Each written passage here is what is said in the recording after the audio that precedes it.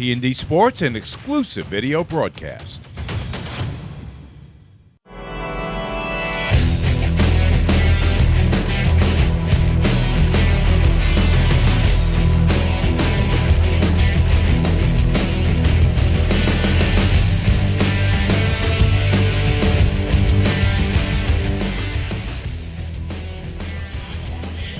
From Long Island, one more go around the sun as the sun sets on the home season. The Orlando Monarchs take on the New York Rise on the All-Women's Sports Network.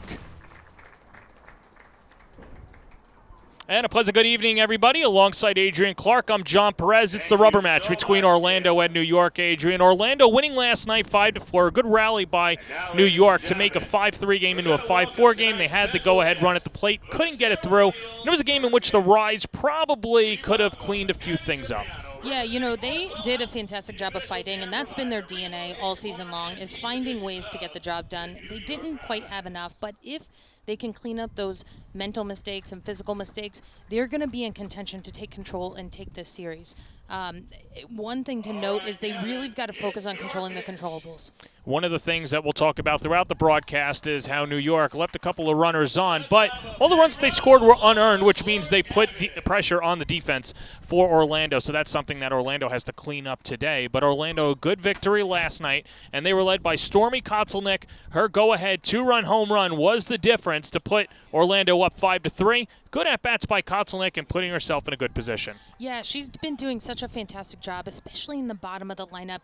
You know, historically people say, like, oh, you don't get production out of the bottom of the lineup, but not with Stormy. She's had quality at-bats, and she's found ways to have production for her team. Here's the rest of the lineup led by Megan Wiggins. Dallas Goodnight, the center fielder, leads it off. Tessa Malaulu at third base. Devin Flaherty at second base. Mac Barber is the first baseman. Ali Skaggs, the DP. Julia Koutsanopoulos behind home plate. Chloe Malaulu is out in right field. Kylie Sand, the shortstop, and Stormy Kotzelnick out in left field. So that's Orlando. On the other side for New York, a different lineup, but Lauren Lucas has been the unsung hero this season. Yeah, the confidence she has at the plate is undeniable. She is putting pressure on the defense and forcing them to have to make plays. When she works deep into the count, she's able to draw those walks. So she is getting on base somehow, some way. Here's the rest of the lineup. It's Lucas, Riley Blampete, the third baseman, Courtney Day, the DP, Carly Spade out in left field, McKenna Smith at first base, Ashley Treeweiler is the center fielder, Sophia Nugent is the catcher, Sammy Williams at second base, and Mahiro Take, filling in for the injured Jenna Laird, makes her debut at the shortstop position for the New York Rise. And we take a look at last night, and what really sticks out to you, Adrian? You see Stormy Kotzelnick, the go-ahead two-run home run. I think the biggest thing here is 2 errors for each team. That's exactly it. If they can clean up the defense and they can anticipate, what that next play is going to be and prevent runners from getting into scoring position, these teams are going to battle it out tonight. New York will turn to Lauren Krings in the circle to try and lock it down and pick up the series victory against Orlando. And Krings this year, 2-5, an 8.60 ERA. Last pitch Friday night against Oklahoma City in a appearance that she just wants to clean up from. Only went 2/3 of an inning, gave up 5 runs on 4 hits, a couple of walks, and no strikeouts. And that's been the issue so far with the pitching staff this year, control issues for New York. Yeah, control and consistency, right? And the two are sort of synonymous and go hand in hand. But you want to be able to, plate pitches and get them borderline and really try to manipulate deceiving these hitters. And when you can stay within a controlled framework, it allows the umpires to make better calls and to be in a position to get the job done. Yeah, and you want to control your own output, too. You don't really want to leave it up to the officials. And not to say that that's to blame, but for New York, they just want to control their own destiny as they get ready for the playoffs coming up next week in Oklahoma City, a round-robin tournament with the Florida Vibe and the Spark. As the shadows creep in here at Bill Edwards Stadium, Dallas Goodnight, a recent signee, having herself a good series, will lead it off for Orlando. Number 10, Dallas Goodnight. Goodnight, 2 hits last night, a triple to the opposite field and an infield single back in the second inning. She's 3 for 7 in the 2 games against New York, and the first pitch tonight is a fastball that's below the knees, 1-0.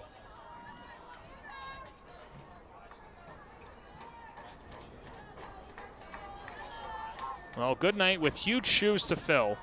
Coming in for Alex Coleman, who was tearing the cover off the ball, the graduate from North Carolina. And it's one thing to be a recent signee. It's another thing to lead off and be asked to step into those shoes. Yeah, and dominate. I mean, when you look at her, you look like something's going to happen. She's going to make something happen. 2-0 on the way. High chopper over the glove of Blampede and into left field, a base hit, and Goodnight picks up her 4th hit of the series. And she also has such good speed and anticipation. The way that she pushed the triple in the previous game, and you can see she's right out of the box, looking to potentially go 2 on a single. That's one of the things, too, with Blampede is she has to play in against the speed of Goodnight and that Baltimore chop just getting over the frame of Blampede. Blampede's 5'8", and she was 5'10". Maybe makes that play. First pitch upstairs to Tessa Malaulu for ball 1. You know what, Adrian? Sometimes when you're hot, you're hot. And for Goodnight, having herself an efficient series. Absolutely.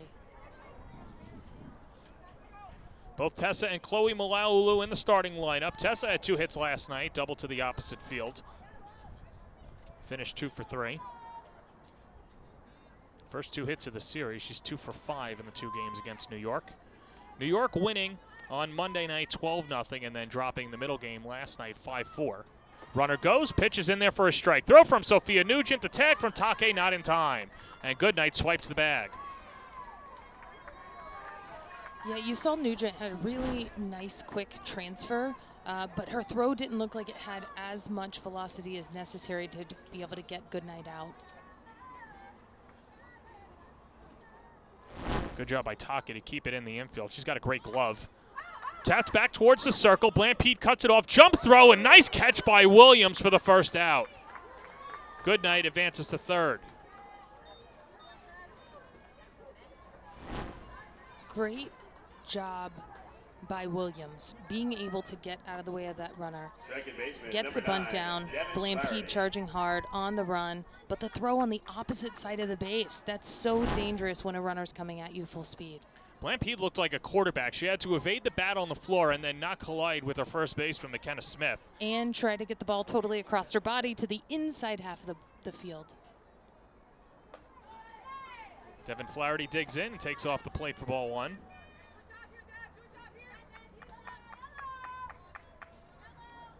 Flaherty from Florida State, 2 strikeouts last night, went 1 for 3. Second straight game that she's starting, didn't play Tuesday night. And the count 1-1.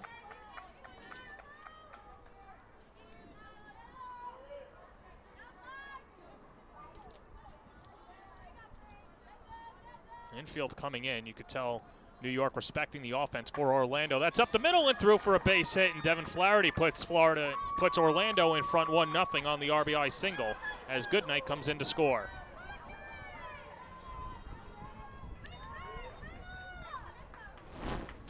Great job by Flaherty staying on this pitch and working the ball up the middle of the field.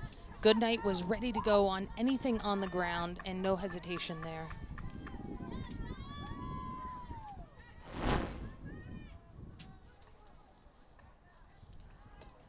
And as Michaela Transu goes out, let's just take a look at the defense for New York. As you see left to right. In the outfield, Carly Spade, Ashley Treeweiler, and Lauren Lucas. Riley Blampede, Mahiro Take at shortstop, Sammy Williams, the second baseman, McKenna Smith at first, Nugent behind the plate, and Krings in the circle. This is a meeting between both Krings and Nugent, not the rest of the infield, and the message you would assume for Transu. Yeah, I think the message is that, you know, hey, you've got to be in control here, right? You got to throw your best stuff. Let your defense make these plays, but I need you to spin it tough and work to hit like a little bit tighter of spots. And I think Krings finds ways to get these outs, right? New York using 3 pitchers last night: Jalen Ford, Allie Light, Shanice Dels. As she pours in a strike to Matt Barbara, 0-1. Well, Courtney Weiss saving the bullpen last night by going a complete game on Monday night. So not really having to dig into the bullpen, and now Kring's trying to give some length to New York, but sees a team trailing 1-0 and a 1-1 count.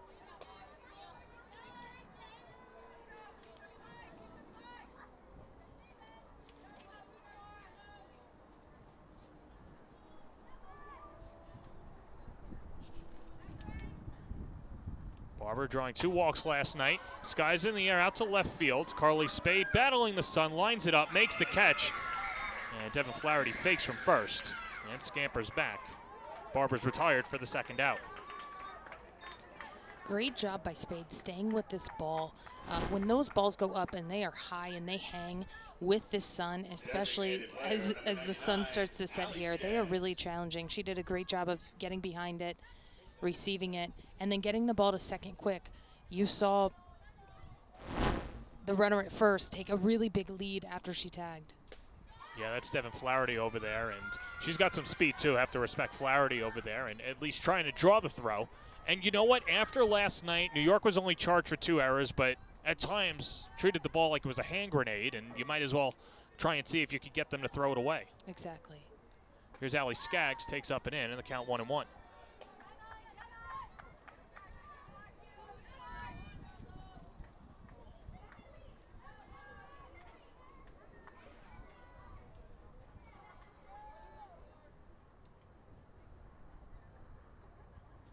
One pitch, hit on the ground to short. First opportunity for Take, and fires across the diamond. And the inning is over. But a run scores on an RBI single by Devin Flaherty. And after the top of the first, it's Orlando 1, New York coming to bat on the All-Women's Sports Network. AZ Gloveman is Casa Grande, Arizona's quality leather sporting goods provider. Softball, baseball, batting gloves, and more. AZ Gloveman caters to men's and women's slow-pitch softball markets throughout the United States. Build your dream glove today at azgloveman.com.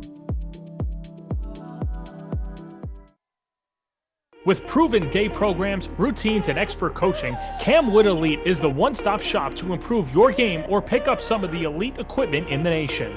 From pro-grade game bats to elite training, check out camwoodbats.com today.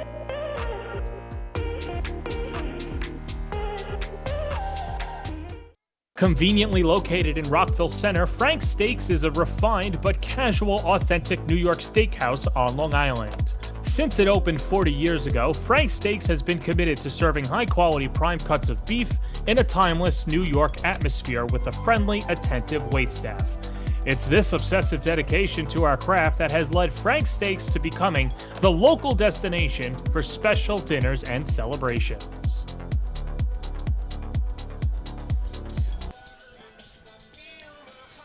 A 1-0 lead for the New York Rise as Lauren Lucas gets set to lead it off for New York. And on the mound is Sony Halishon, who's trying to rebound from a tough performance on Monday night. And that's just one of those games, Adrian. Every coach and team goes through it. Sometimes you just have a tough day at the office. And for Halishon and the rest of the pitching staff for Orlando, just trying to rebound. But Halishon actually a good inning. Give up a walk and a hit in a scoreless frame. Only needed 14 pitches, and a pitcher that can change speeds, go up and down, the former UCF hurler. Yeah, I'm excited to see, when pitchers have an off game or an off day, and when they get back out there on the mound, you always know that they're just going to come with a little bit more, whether it's energy or poise, to be able to find ways to have success. Halishon grew up in San Anselmo, California at UCF, saw time as both a pitcher and a DP in her lone season in Orlando. Had a good slash line, hit 329, one of two-way players for Orlando. Morgan Smith not in the lineup, the starter yesterday, finished with a no decision. But Halishon, like Krings, trying to draw some length and pick up the series victory against New York as Lauren Lucas steps up to the plate, hitting .312 on the year.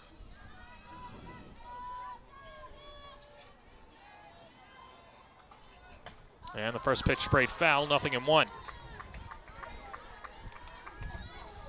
Think about Lucas recently. Last night, went 0 for 3 with a walk, but she hits the ball hard, flew out to deep left field, gave it a ride, reached on an error back in the third inning, stole a base, and came around to score. But hit a home run to the opposite field in the third inning on Monday night, and Michaela Transu says she's been really locked in and saw it at the beginning of the season, and now she's finally putting it on display. She is. She's so confident up there, and she's so dynamic with what she's able to do.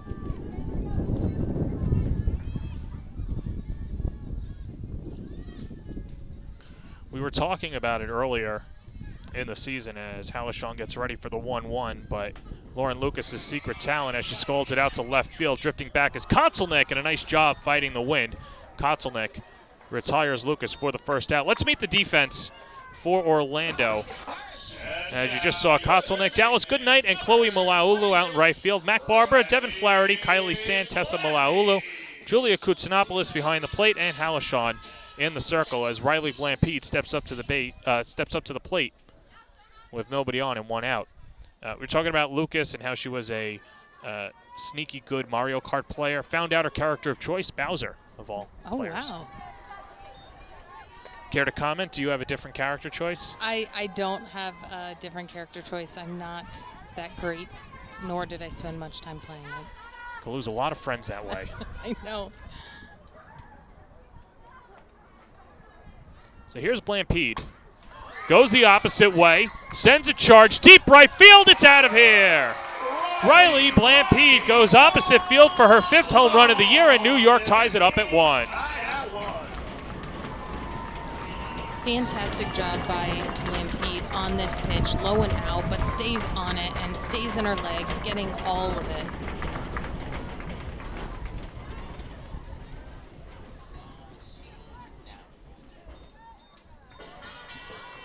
Completely on time. Beautiful display of hitting right there. Seems when the ball gets in the jet stream going out to right, it carries, and went about halfway up the trees, out in right field. And so New York gets the run back as Courtney Day steps up to the plate in a tie game.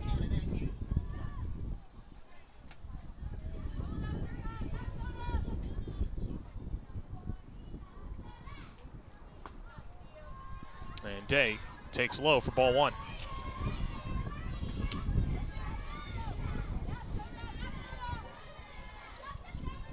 Courtney 3 for 6 in the series. She's really picked it up. Had an RBI single back in game 1 in the 2nd inning, and then last night an RBI single to right in the 3rd inning. In fact, because of the fielder's choices and the errors, Courtney Day was the only Rise player that could be given an RBI with the way that last night's game went. Right. But New York wants her to get hot, and they want to see a little bit of that June magic from her again. You knew that she would come back down to earth, but continues to put the ball in play, is just hitting it right at the fielders. She is. She's making solid contact. She's seeing the ball well. 2-1 pitch. Lifted out to left field on the run. Kotzelnick dives, can't make the catch. And the count 2-2. Good effort by Kotzelnick, but the wind just knocked it down, and Day stays alive.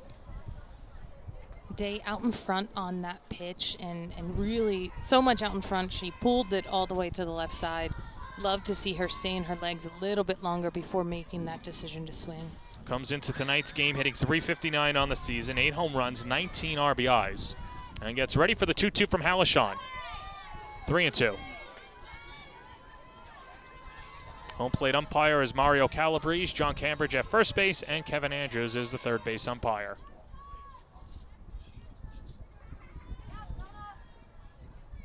Halishon gets ready for the payoff pitch. And it's low, ball 4, and a one-out base runner for New York.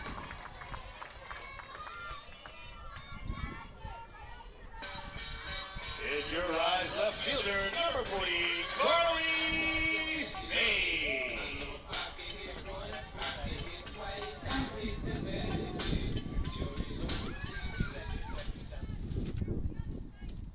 New York last night drawing 7 walks, and then on Monday night drawing 4 walks, seeing the ball well. Now their 12th walk of the series as Carly Spade swings through a first pitch fastball, 0-1.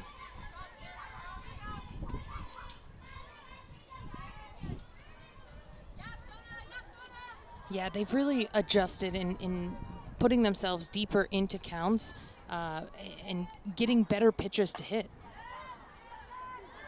And if they're not getting them, then taking the free bases, right? A lot of times with hitters, you see that they're so overly aggressive because they just want to get the job done for the team, or they just need a hit because they haven't had a hit in a minute. When you can have that plate discipline to take what the game is giving you, it makes the world of difference because now you have free people on base. Yeah, and last night, that was a big reason why they were able to claw back and saw a bunch of pitches, put the ball in play, and made Orlando field the softball, which was a little difficult for them last night. Exactly. Monday night, a different tune. They just hit the ball over the fence. They just hit a lot. Balls over the fence. It's got to be nice for New York for them to finally hit home runs and not give up the home runs, as that's foul off to the left side of the base. Gave up 15 home runs to Oklahoma City, but was able to go deep as a team 4 times back on Monday night, including 3 in the last inning.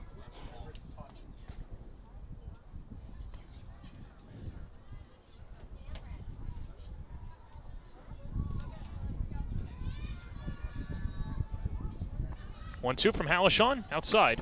2-2.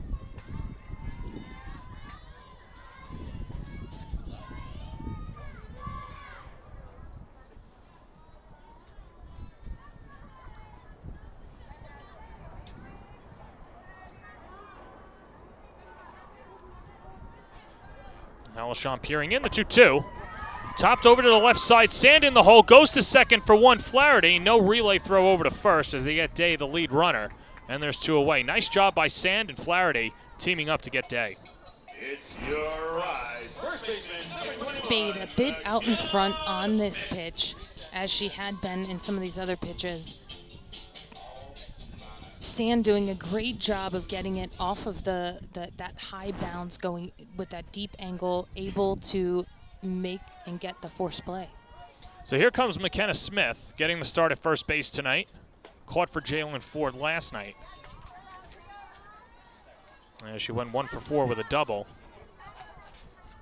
But at first base in the 3 games combined, had 4 hits and 9 at-bats, including 3 extra base hits. A couple of doubles and a home run. And now the 1-0. Hit wide of third, foul. Trying to sneak it past Malaulu, who is right on the line. Yeah, Tessa's had a couple balls already at the hot corner. And right on time, diving for them, just a little outside of her range. The one saving grace for Tessa at third is that if she dives for it, there's a 90% chance the ball's foul. Exactly. 1-1 pitch. This is fair, and it's to the shortstop. Somebody gets through the wickets into left field. Spade goes first to third, and New York keeps it going for Ashley Treeweiler. Those types of mistakes are so hard, right? You don't ever want to see a ball get between your legs. But you saw Sand kind of pick her head up a little too soon, trying to decide, was she going to go to 2 with the ball or was she going to go to 1? And you really have to make sure you secure the ball first because you don't have a play unless you have the ball. It's interesting because Sand makes the difficult play in the hole and then the ground ball right at her goes through her legs, but that's softball, Susan, as Ashley Treeweiler steps up to the plate with runners on the corners in a 1-1 game.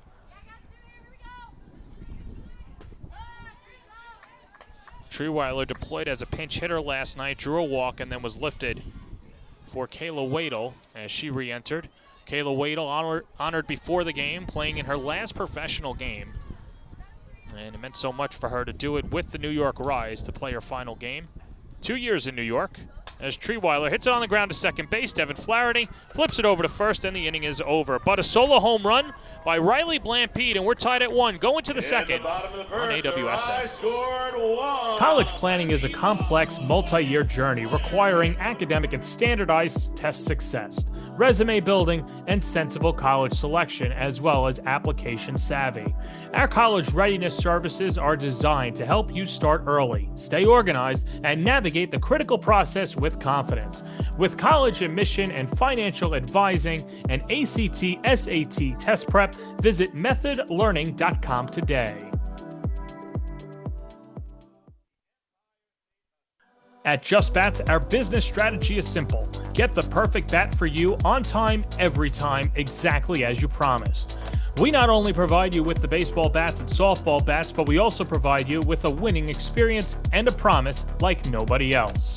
Free shipping both ways, expert customer service, same-day shipping up until 7 p.m. Central Standard Time, on time, every time, exactly as promised at Just Bats. With proven day programs, routines, and expert coaching, Camwood Elite is the one-stop shop to improve your game or pick up some of the elite equipment in the nation. From pro-grade game bats to elite training, check out CamwoodBats.com today.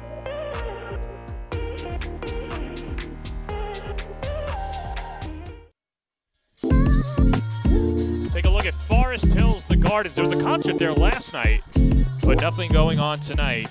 A beautiful night in Queens as we step out to Long Island. A 1-1 game, Orlando and New York on the All-Women Sports Network. Alongside Adrian Clark, I'm John Perez. That's Lauren Krings, who in the first inning gave up an RBI single to Devin Flaherty, needed 17 pitches, but kept Orlando just to the 1 run as it'll be 6-7-8. And for Krings, nibbling there, was not really getting the strike calls. What did you see out of her in her first frame? Yeah, I think she managed it, right? You're going to give up, hits. You're going to give up a run or two, but she continued to stay composed and got out of the inning with only giving up 1 run. Julia Koutsanopoulos takes a first pitch strike, 0-1. Julia last night hitless in 2 at-bats, but had a sacrifice bunt in the second inning.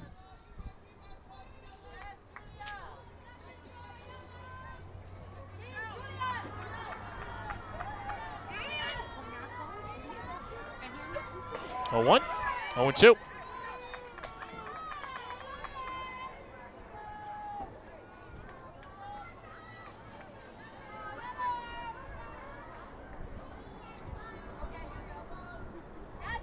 It's a picture-perfect night here at Bill Edwards Stadium. Wind blowing out to right. First pitch temperature 78 degrees. If every day could be like this, we'd be in heaven. Exactly. I don't know for a pitcher, though, how conducive it is, though, because the ball does get out. You got to miss some barrels. Koutsanopoulos has some pop. 1-2. Swing and a miss, struck her out, and Nugent completes the strikeout, 1 away. That's a way to miss a barrel. That's exactly it. She did a great job getting ahead in the count, working the zone, and getting that swing and a miss.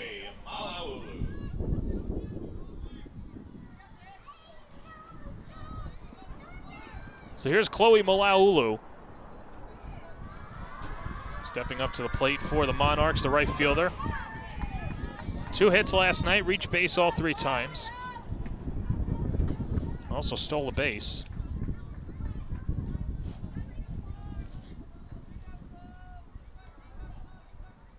Meg Wiggins really solidifying her defense with putting Malaulu out in right field. She signed Goodnight and threw her out in right field.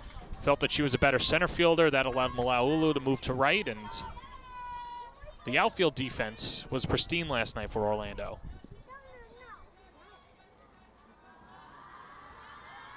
1-1 from Krings. 2-1.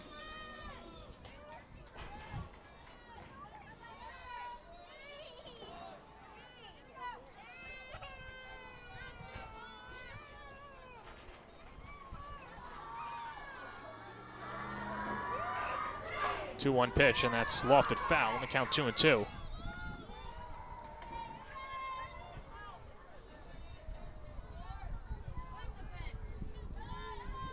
One thing that Krings was working on was trying to tunnel her changeup and change the point of view. When you're up here, I'm kind of curious, do you sense that from Krings, or are there any things that could be potential tells?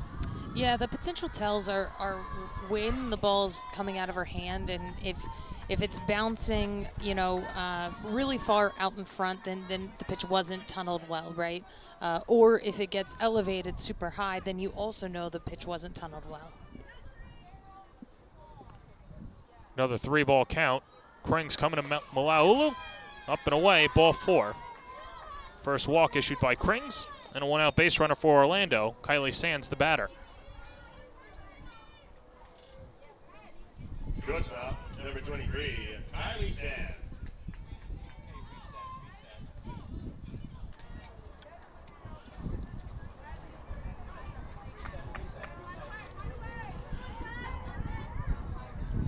Second game of the series for Sand. Played on Monday night, 0 for 1 with a walk. And Krings elevates upstairs for ball 1.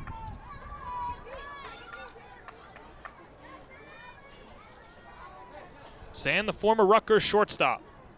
First team NFCA All-Region in 2022 and 2023. Goes the other way and shoots it foul. Count 1-1.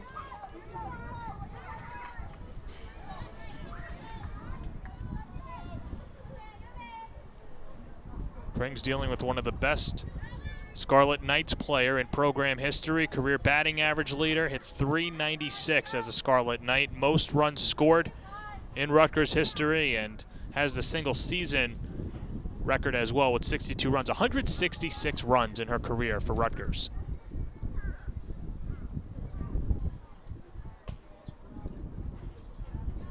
Krings not happy with the ball selection today. Do you think sometimes it gets scuffed? A seam comes out?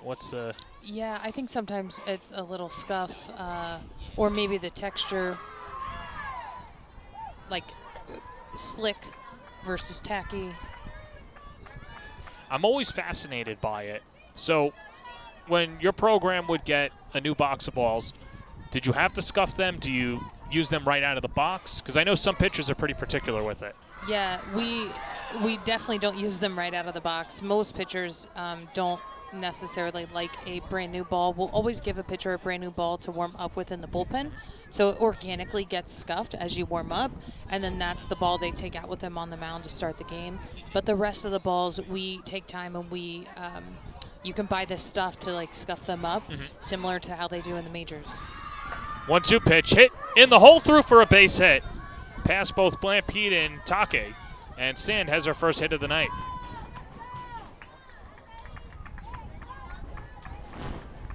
Blampede in a little bit more.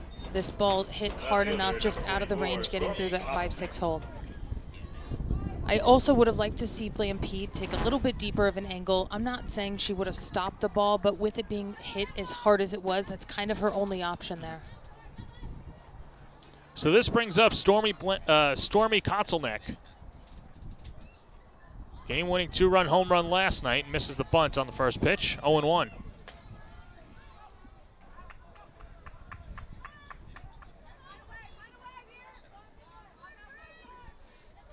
Orlando's pitching staff doing a really good job of keeping it at a 3-3 game last night.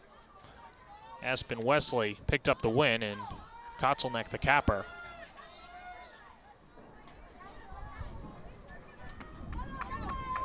Into the count even, had a ball and a strike. As Kotzelneck trying to move a couple of runners over for Dallas Goodnight. 1-1. Off the glove of Nugent. 1-2.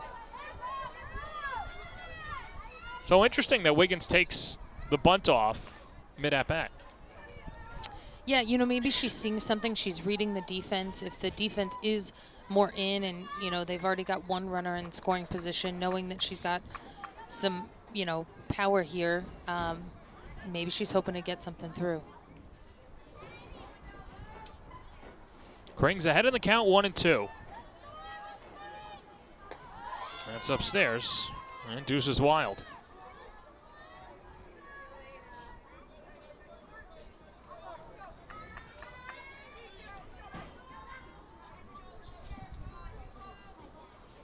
Kotzelneck from Carmel, Indiana. At .298 at UCF. Flares it foul.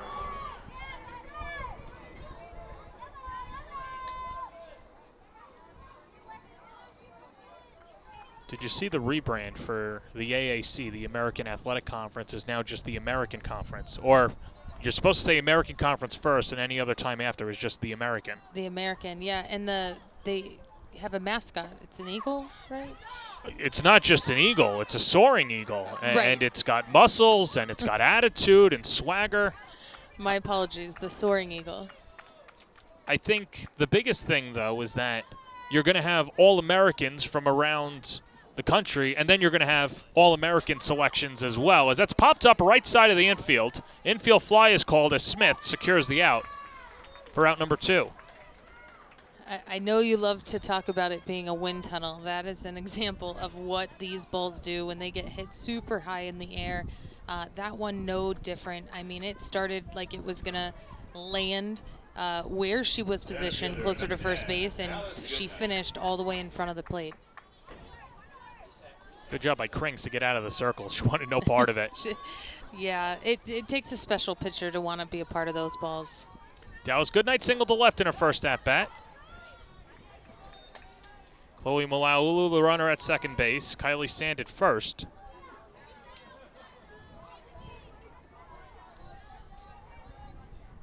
Monarchs with 3 hits against Krings in an inning and 2/3. 1-1.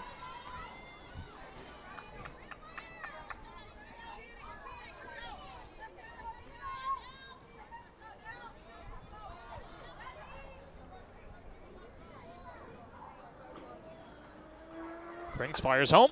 Hit up the middle and through for a base hit past Take. Malaulu rounds third. The throw is cut off. Smith goes to second, not in time, as it's an RBI single for Dallas Goodnight, and Orlando pulls in front 2-1.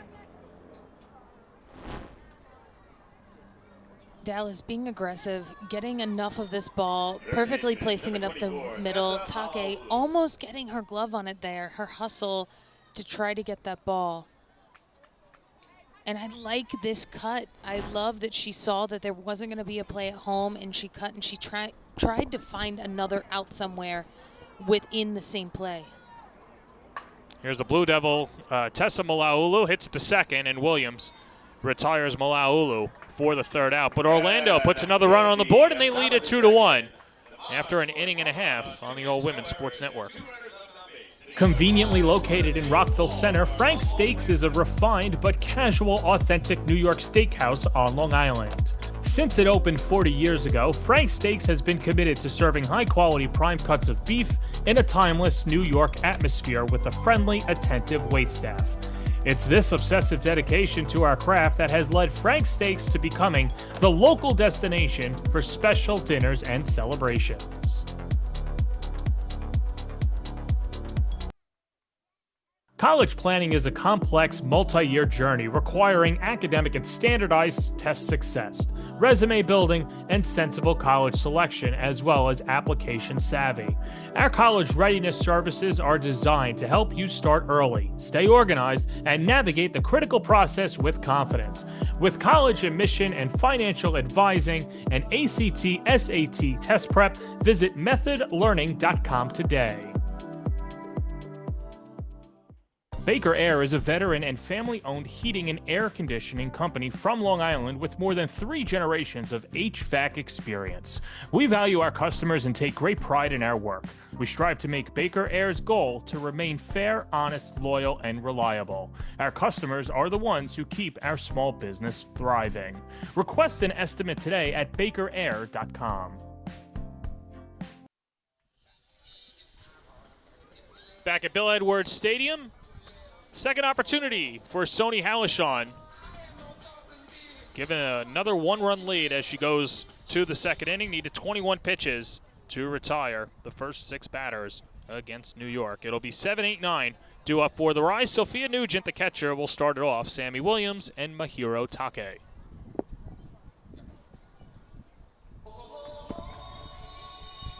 Saw some activity in the bullpen. Courtney Weiss doing bench. Shanice Dels starting to get warm, so could be an early exit for Lauren Krings. And Kayla Transu obviously will play it inning by inning, but for New York, imperative for them to just throw up some goose eggs as Nugent steps up to the plate.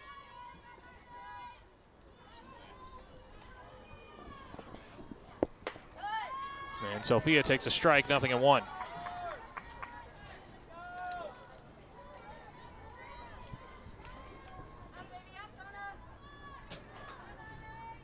Nugent came on as a pinch hitter last night, drew a walk. And then when Sammy Williams re-entered, Williams stole the base as Nugent fouls it off, and behind in the count, 0-2.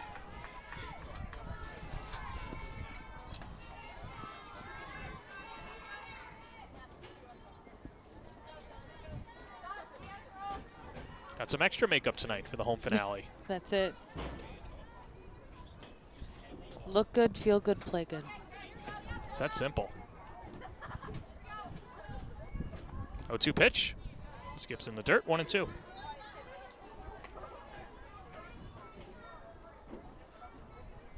What I want to know is how long does it take to get prepped for the game? I usually get here a couple hours early, and that's when she's getting it done. So after hitting, because you don't want to sweat.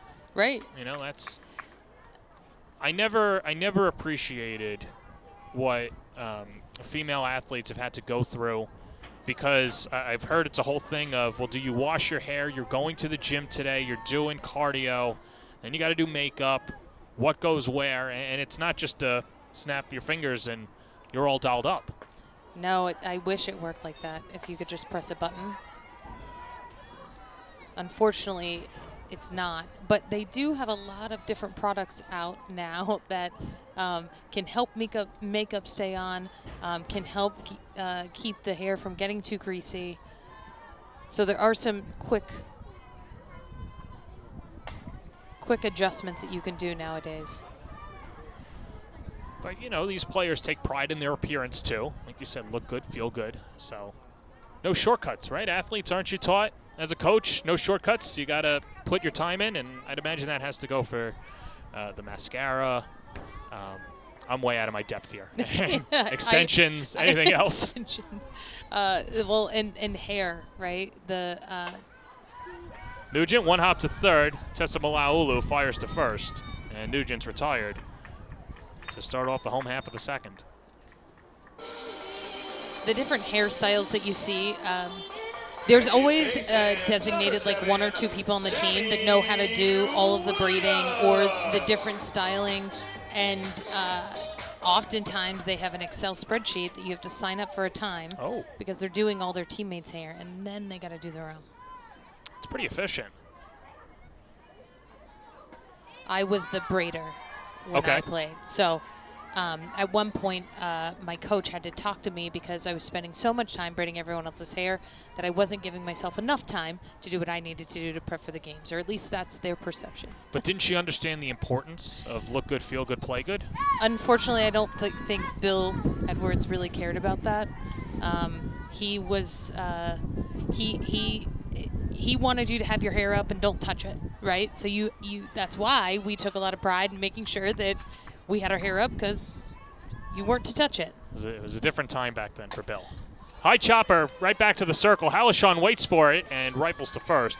Williams is down for the second out. And this will bring up Mahiro Take, making her New York Rise debut. Shortstop, number 16, Mahiro Take. Take filling in for the injured Jenna Laird. Good glove out in the field. Left-handed hitter, and few coaches and around the team saying she could be our Ichiro, and they're excited to see her take her first at-bat as she watches low for ball one.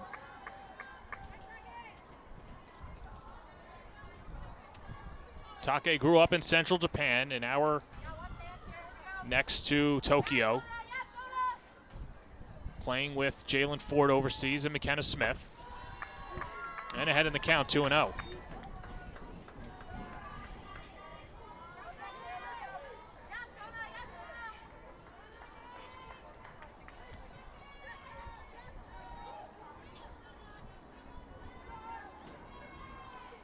Infield, outfield straight up against Take.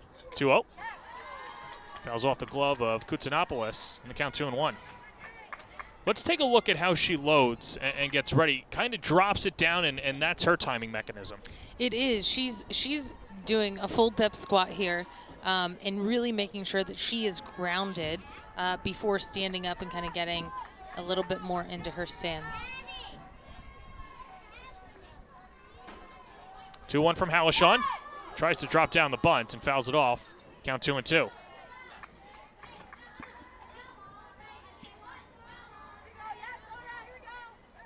Has good hands, good speed, can go the opposite way, but not a traditional slapper, and can hit to all fields. Yeah, I like that she tried to get a sneak bunt in there, try to catch the defense off balance. 2-2. Lifted left side, foul territory. Long run for Malaulu, but Tessa can't track it down. And Take stays alive. And so far, we've seen her stand in and hit, try to drop down a bunt, and then she just slapped on that last one. Wonder as a pitcher how you attack a hitter like that. Yeah, it gets tricky, but sometimes there are tendencies. Sometimes slappers will slap when they get to 2 strikes, stand in early in the count. And so when you can decipher some of the trends of what's happening, then it does make it a little bit easier. But if you don't know the hitter or what they're capable of, it does make it a little more challenging. But again, if the pitcher's throwing their best stuff and they're attacking the zone, they're going to have an opportunity to find a way to get him out. Take pulls it foul and staying alive.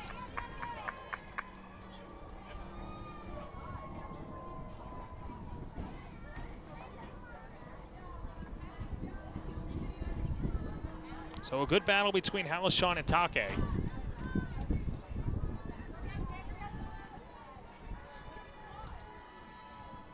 Taking her first at bat in the States in the 2-2 pitch. Misses inside, 3-2.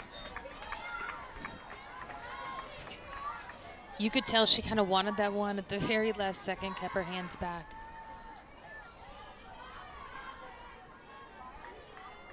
Take driving up the pitch count to Halashan. 8th pitch of the at-bat.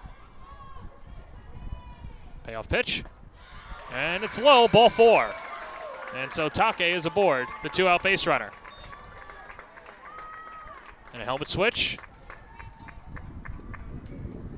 Now batting is your right fielder, number 28.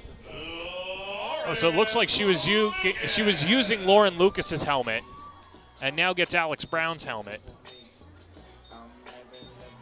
And she's got the face mask while running the bases. So interesting to see there. Second walk issued by Halashan. And here's Lauren Lucas, who flew out to left field in her first at-bat. Goes the other way, deep left field, Kotzelneck, and the ball tails foul for strike 1. You know, I know traditionally hitters, they all have their own preference of what they like. There are a lot of hitters out there that do not like the wire mask going all the way across because it gets in their periphery, whereas when you just have this one piece over the jaw, you still get that full clear shot vision without anything in front of the eyes. Well, now she's going to swap the helmet out. So I guess she did not like the Face cage. mask. Yeah. Yeah.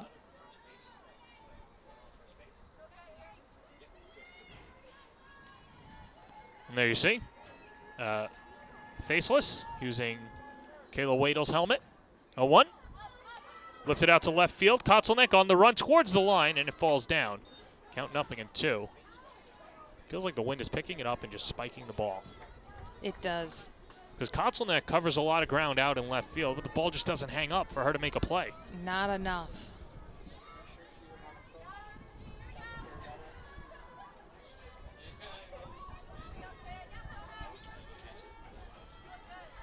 Halashan ahead in the count, 0-2. Take, the runner at first.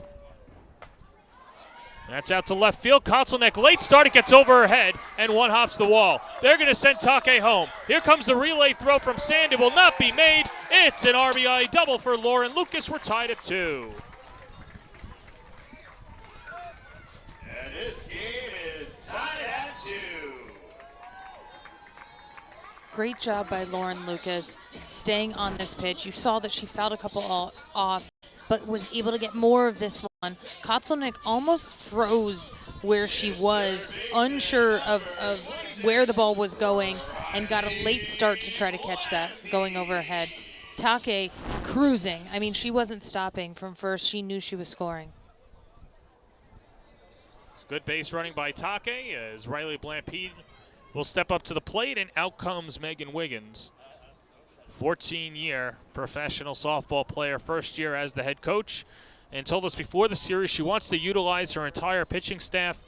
She definitely has used all her pitchers through the first 2 games, and now Halashan and Krings both giving up a run in each of their first 2 frames. Yeah, I love how Coach Wiggins. She came out here, she talked to the defense, she let the battery talk, giving them some control to discuss what's happening, what's going on. And I love to see when coaches allow the players to be able to take some control of the process in a game.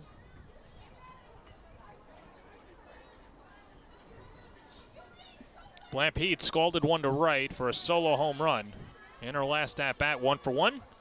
Lauren Lucas responsible for the other run with an RBI double. She stands at second. And Blampede, good rip at a first pitch fastball, 0-1.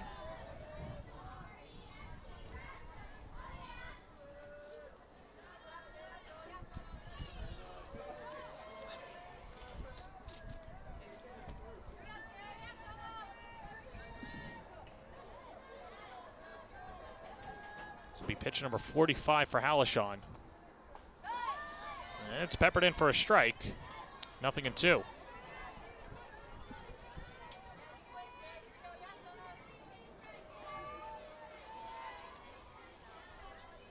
Infield and most of the outfield cascaded in shadows.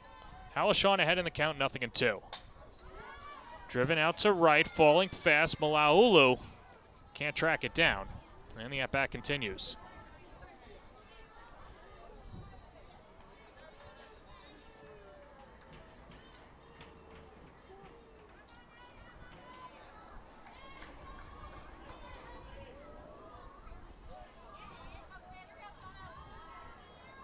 Halishon digs in, 0-2, upstairs, 1-2.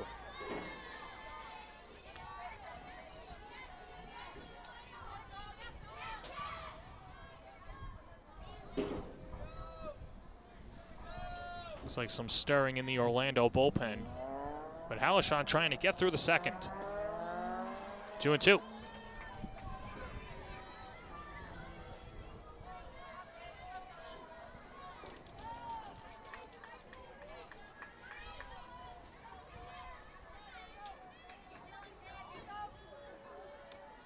Two on the way.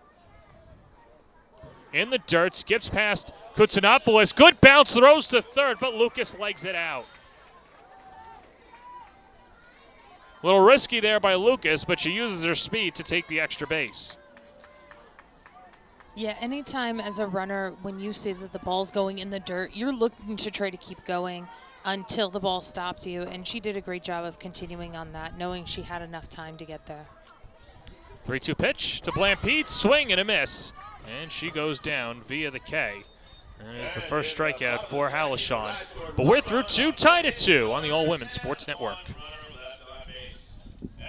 Phoenix Tube is one of the world's leading stainless steel long products, with focus on ornamental and structural tubing, as well as processed flat bar. What began as nothing more than the founder's vision, the company started from very humble beginnings in 1980. 40-plus years later, the company has over 25 production lines, as well as a full line of slitting and finishing capabilities. An everyday commitment to uncompromising quality and superior customer service has enabled them to build a loyal customer base. The growth has been further fueled by continued and heavy investment in state-of-the-art equipment and technology, enabling them to remain at the forefront of the industry. As Phoenix Tube begins its 5th decade, it looks forward to a promising future with the same commitment to the principles that have guided them for these years. Learn more today at phoenixtube.com. AZ Gloveman is Casa Grande, Arizona's quality leather sporting goods provider. Softball, baseball, batting gloves, and more. AZ Gloveman caters to men's and women's slow-pitch softball markets throughout the United States. Build your dream glove today at azgloveman.com.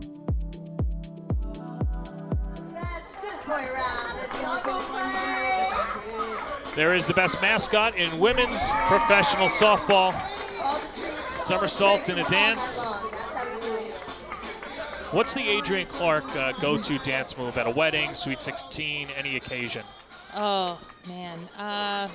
I just like to vibe with the music, so probably just like a back and forth, a little like shoulder roll, body roll kind of a thing. A little Q-tip maybe, sprinkler? Maybe, yeah. Okay. I do love a good sprinkler too. Sprinkler's good because, dance floor is on fire.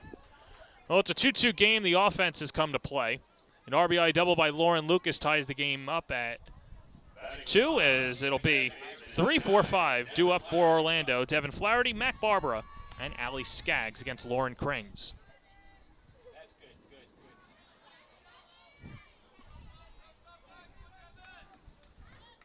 Flaherty slammed an RBI single to center field, chasing home Dallas Goodnight for the first run of the evening, back in the first inning. Attacks the first pitch, out to shallow left field. Spade calling for it, makes the play. 1 pitch, 1 out.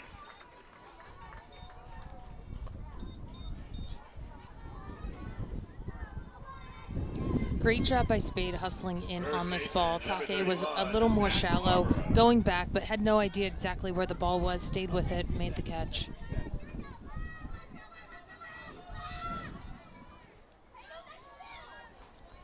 Mac Barbara, a flyout victim in her first at-bat. Watches low for ball 1.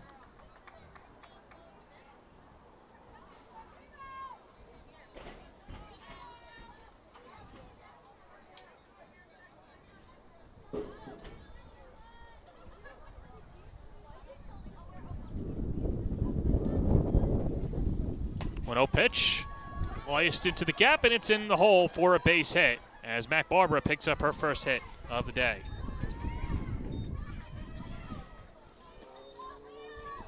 Good job by Barbara to serve it into right field.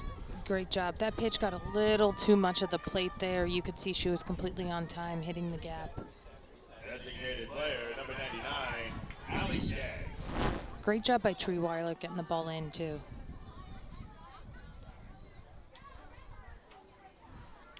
Treeweiler battling with different injuries this year, nagging wrist injury, lower body injury as well. Skaggs attacks the first pitch out to right field. Lauren Lucas is there, lines it up and hauls it in for out number 2. But so that was the reason why Treeweiler did not start last night in the field, and a little bit of a different outfield look, but looks like New York has the outfield defense that they want in both Spade, Treeweiler, and Lucas. Yeah, this outfield defense is, one of the best in this league, and you can tell how much ground they can cover. Here's Julia Kutsinopoulos, struck out swinging in her last at-bat against Krings. First pitch skips in the dirt for ball 1.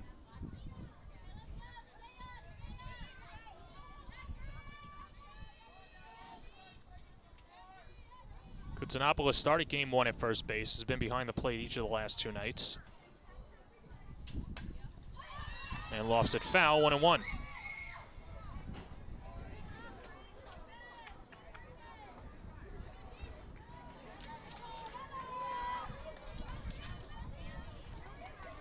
Been a tough series for Julia. Hitless in 5 at-bats. Does have a sacrifice bunt. Trying to keep the inning going. Chloe Malaulu would be next. And taps it foul, 1-2.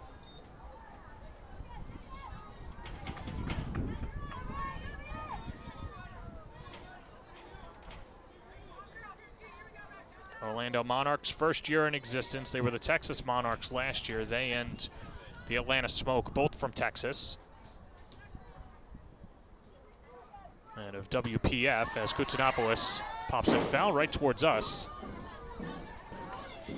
And now a whole swarm of Port Washington Little Leaguers comes over to try and retrieve the foul ball.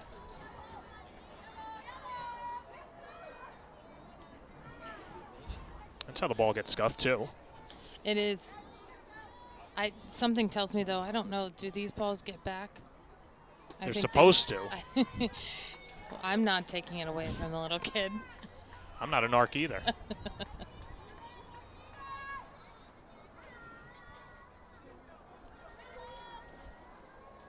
Krings trying to throw up her first scoreless frame of the night. 2 balls, 2 strikes, 2 outs, and a 2-2 game, top of the 3rd. Pitch, popped up. Nugent locates it and makes the basket catch. Inning is over. So Krings works around the 1-out single to throw up a scoreless 3rd. We go to the bottom of the 3rd inning, tied at 2. A Rise fan at this time College planning is a complex, multi-year journey requiring academic and standardized test success, resume building, and sensible college selection, as well as application savvy. Our college readiness services are designed to help you start early, stay organized, and navigate the critical process with confidence. With college admission and financial advising and ACT, SAT test prep, visit methodlearning.com today. AZ Gloveman is Casa Grande, Arizona's quality leather sporting goods provider. Softball, baseball, batting gloves, and more. AZ Gloveman caters to men's and women's slow-pitch softball markets throughout the United States. Build your dream glove today at azgloveman.com. With proven day programs, routines, and expert coaching, Camwood Elite is the one-stop shop to improve your game or pick up some of the elite equipment in the nation. From pro-grade game bats to elite training, check out camwoodbats.com today.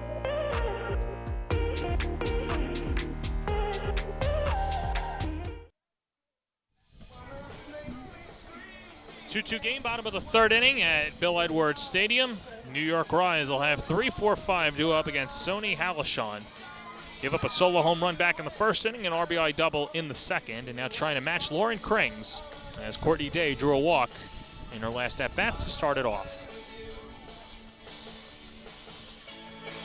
Halishon, 49 pitches, 31 of them for strikes, has the wild pitch, almost had a caught stealing because of the great Karam, and Kutsanopoulos came up firing. But your impressions of Halishon through her first two innings? Yeah, she's doing a good job. She's tightening up a little bit from in some of her pitches, but she is able to manage it. You can see she's working through it. Aren't we all just working through it in our own way? I think so. It certainly feels that way. Well, Courtney Day will step up to the plate, and I think the best walk-up song, Fortunate One, or Fortunate Son by Creedence, which just, I'll put their albums up against anybody else. And feels like summer when you hear Creedence Clearwater Revival. Here's Courtney Day. Attacks the first pitch and sprays it foul into the Rise bullpen. 0-1.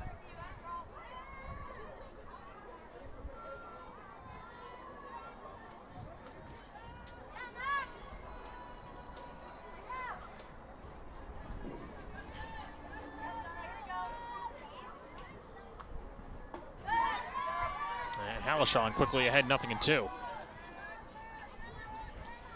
2 runs, 5 hits, and an error for Orlando. New York, 2 hits on 2 runs, no errors.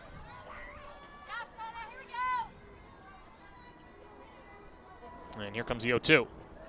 A little low, 1-2.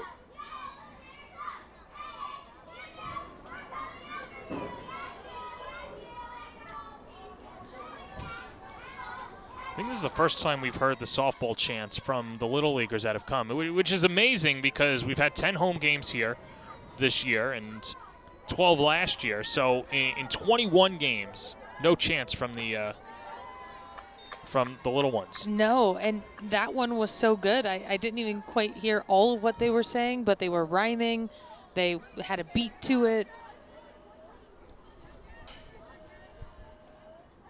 Had a chance to do different college softball during the regular college season as Day sends it deep into the night. Warning track, it's out of here. Courtney Day's 9th home run of the year is a solo home run, and New York pulls in front 3-2. 3-2. Day continuing to show the power that she has and the consistent power that she has. I love how forceful her swing is, and when she stays in her legs and she gets a pitch she can manage, she does a lot of damage. That's got to feel good for Day, especially considering the hot start that she got off to. Hit those 8 home runs in June, and her first home run in July. Left fielder, number 40, Carly Spade. Check that, her second home run of July, but first home run since July 3rd. Here's Carly Spade, knows a thing or two about home runs. Slices it foul, 0-1.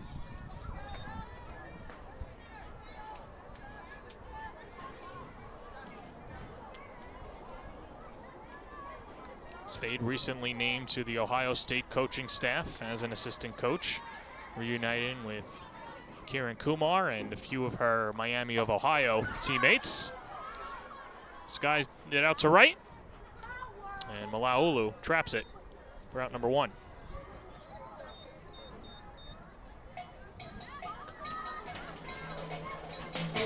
First baseman, number 1, McKenna Smith.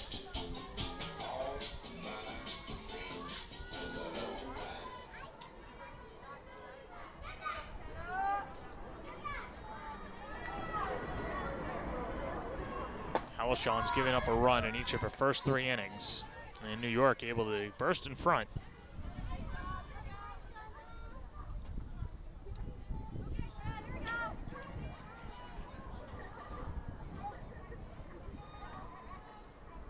Oh, 1. That's a little low. 1-1. If you watch closely when she's releasing the ball, and I like that they are getting their bullpen going here, the ball's sort of falling out of her hand instead of spinning and snapping out of it, and that's usually a sign that you're losing some power or some speed or some momentum. I think that one caught Mario Calabrese behind the plate. He's going to have to walk that off.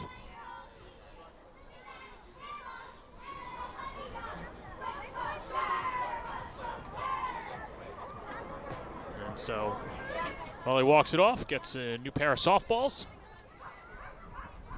Yeah, that did not get any of Nugent. That got his whole hand. Let's take another look.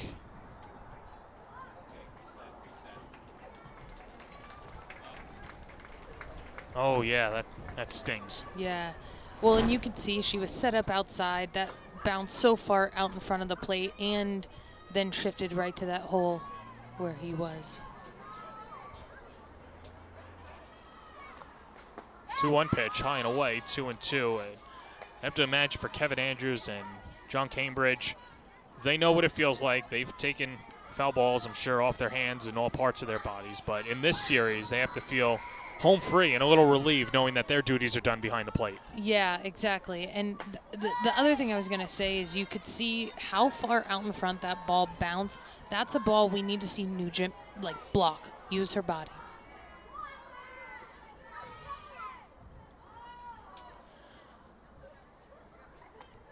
Comes a 3-2 pitch to McKenna Smith. Inside, ball 4. As Koutsanopoulos has to play it. And the backstop, and McKenna Smith, the one-out base runner. Third walk issued by Halishon, and that'll bring up Ashley Trewiler. Center fielder, number 50, Ashley Trewiler.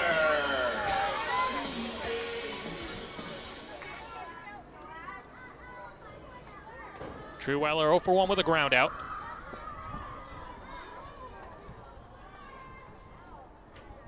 Stops at Santa Clara and then Grand Canyon. Second year with the New York Rise. Drops down the bunt left side. Malaulu bare hands, has no play, and then throws to second to check in on Smith. I don't think Flaherty was expecting the throw, but kept it in front of her, and Trewiler is aboard with an infield single.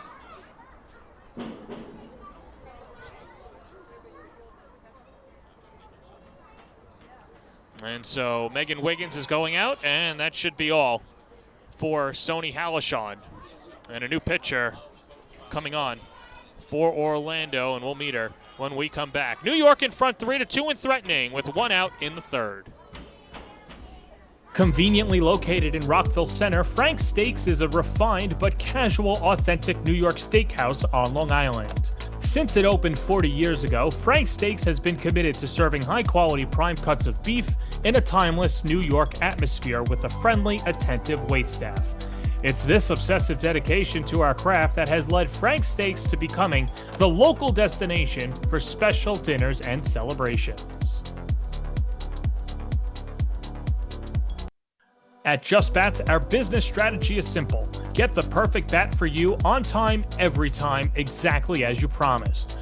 We not only provide you with the baseball bats and softball bats, but we also provide you with a winning experience and a promise like nobody else. Free shipping both ways, expert customer service, same-day shipping up until 7 p.m. Central Standard Time, on time, every time, exactly as promised at Just Bats. AZ Gloveman is Casa Grande, Arizona's quality leather sporting goods provider. Softball, baseball, batting gloves, and more. AZ Gloveman caters to men's and women's slow-pitch softball markets throughout the United States. Build your dream glove today at azgloveman.com.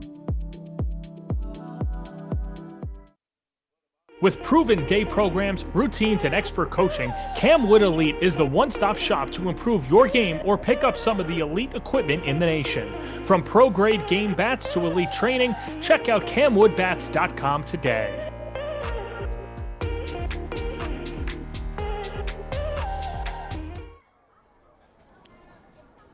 Caitlin Felton is the new pitcher for Orlando. Got the start on Monday night, and it was a tough night at the office for Felton. Only lasted an inning and a third, gave up 4 runs on 5 hits, 3 walks, and a strikeout. And comes on in a hot spot. McKenna Smith, the runner at second. Ashley Treweiler on at first. And Sony Hallishin was lifted early. And Sophia Nugent with a chance to extend this lead for New York.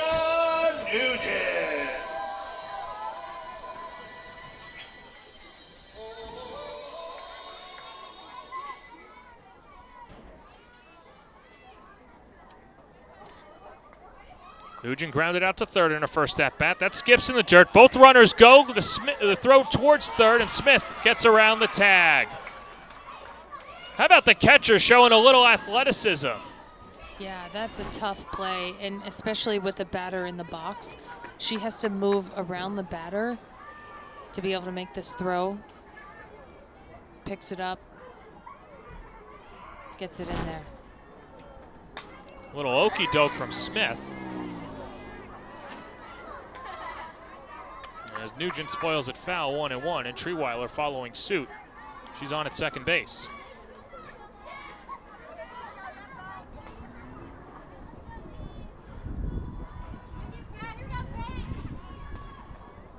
One.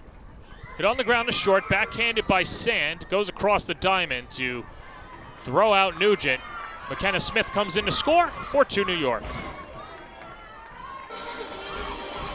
Sand looked a little unsure of where she was going to go with the ball. I think, that is part of your pre-pitch plan. You got to know where you want to go with the ball based on where you're positioned. That was hit hard enough at her that she could have thrown before, but it didn't look like she was ready for that or anticipating it. So Sammy Williams steps up to the plate with a runner in scoring position and 2 outs. New York with a run in the first and a run in the second, and now they put 2 across in the third and still threatening. Sony Hallishin still responsible for Treweiler out at second base.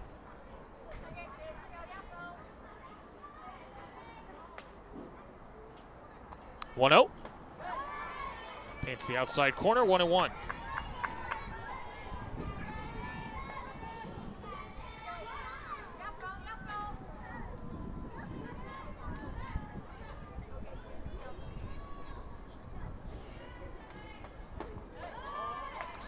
Pitch off the plate, count 2-1 to Williams, who has seen her batting average continue to climb, now up to 224. Just had a tough start. Went 1 for her first 16. Hit that walk-off home run on the home opener, but has played exceptional defense and just waiting for the offense. Skies it, foul territory right side. Mac Barber gives it a look, but clanks off the dugout.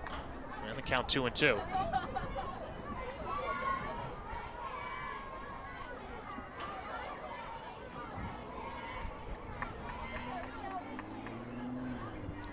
Sammy's parents are in attendance here for the series, which is pretty cool to see. And you can imagine how proud they are having 2 professional athlete children. Her brother Luke playing in the Atlanta Braves organization. Was with the Braves on June 26th when the Rise were introduced at Citi Field and the Braves were in town, so that's pretty cool. Got them some field passes before the game. What an amazing memory, too. Comes a 2-2. Inside in the count 3-2, and Sammy says some of her earliest memories were playing baseball with Luke, and the parents would just stick her onto baseball teams, eventually transitioned over towards softball. Grew up a Chicago Cubs fan, did some software work for them, and has a bright future once she hangs it up. And takes outside, ball 4. And so Williams extends the inning, and that'll bring up Mahiro Take.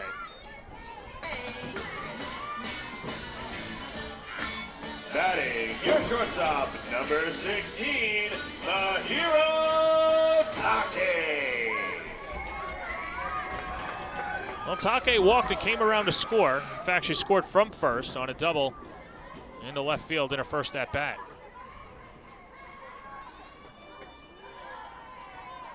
And takes low, ball 1.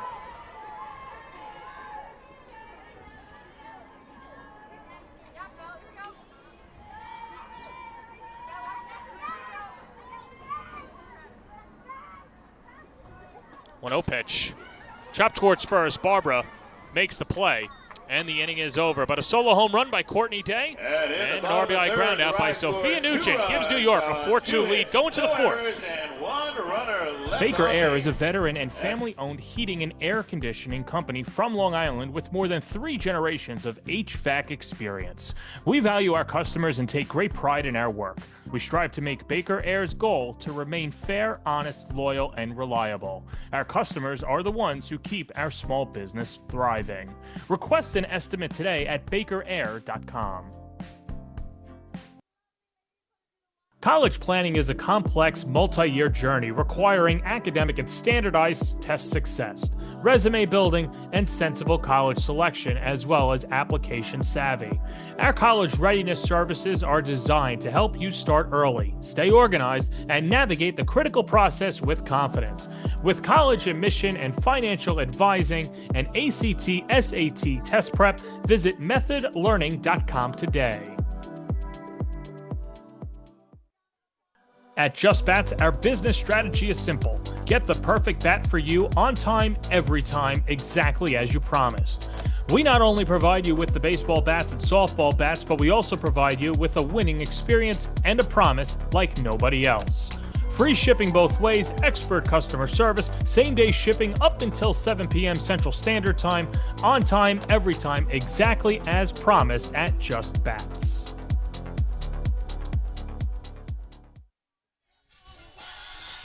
Top of the 4th inning, a 4-2 lead for New York, and Lauren Krings with a little extra run support. Faced 4 batters last inning, gave up a single to Mac Barber, but got a couple of flyouts and then a pop-out to end the inning. So it'll be 7-8-9 due up for Orlando. As Krings has given up 2 runs on 5 hits. Batting for the Monarchs, number 14, right fielder, A walk and a strikeout. As Chloe Malaulu will start it off for Orlando.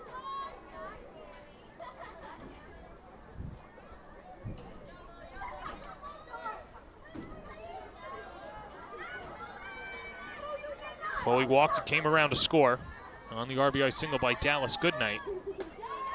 Give Orlando a 2-1 lead.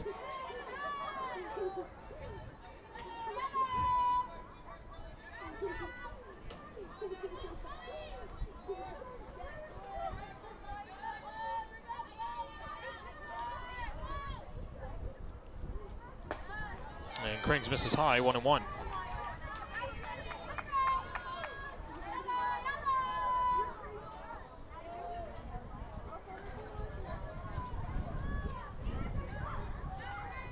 Elsewhere around the league, Florida with an early 2-0 lead over OKC down in Oklahoma City. Always the 8 o'clock Eastern time start times for Oklahoma City, 7 p.m. local.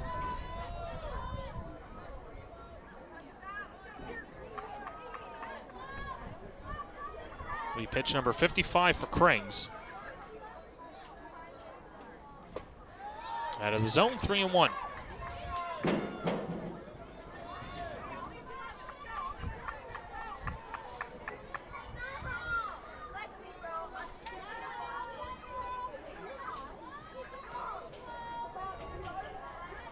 Middle infielders playing Malaulu deep. Corners even with the bag, and the 3-1 down and in, ball 4. Second walk issued by Krings. Leadoff hitters aboard for Kylie Sam. shortstop, number 23, Kylie Sam.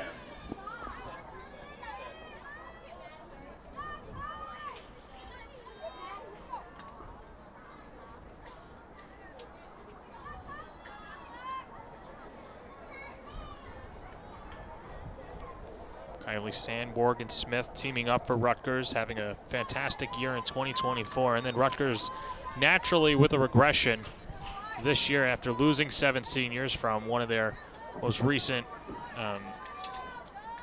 recently victorious teams, I guess, in recent history, as Sand, one of the best hitters in program history, dunked a single to left in her last at-bat and shoots it foul. And the count 1-1.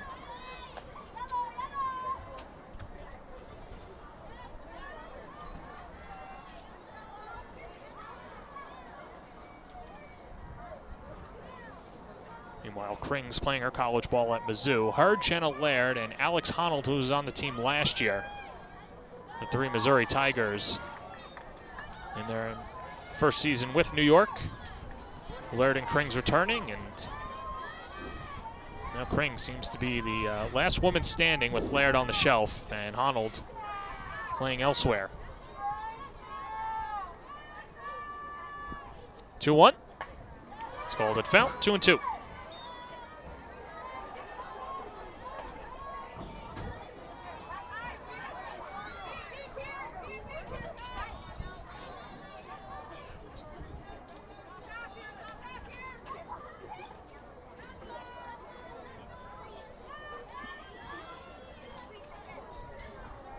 Malaulu, good speed at first, 2-2. And spoiled foul again.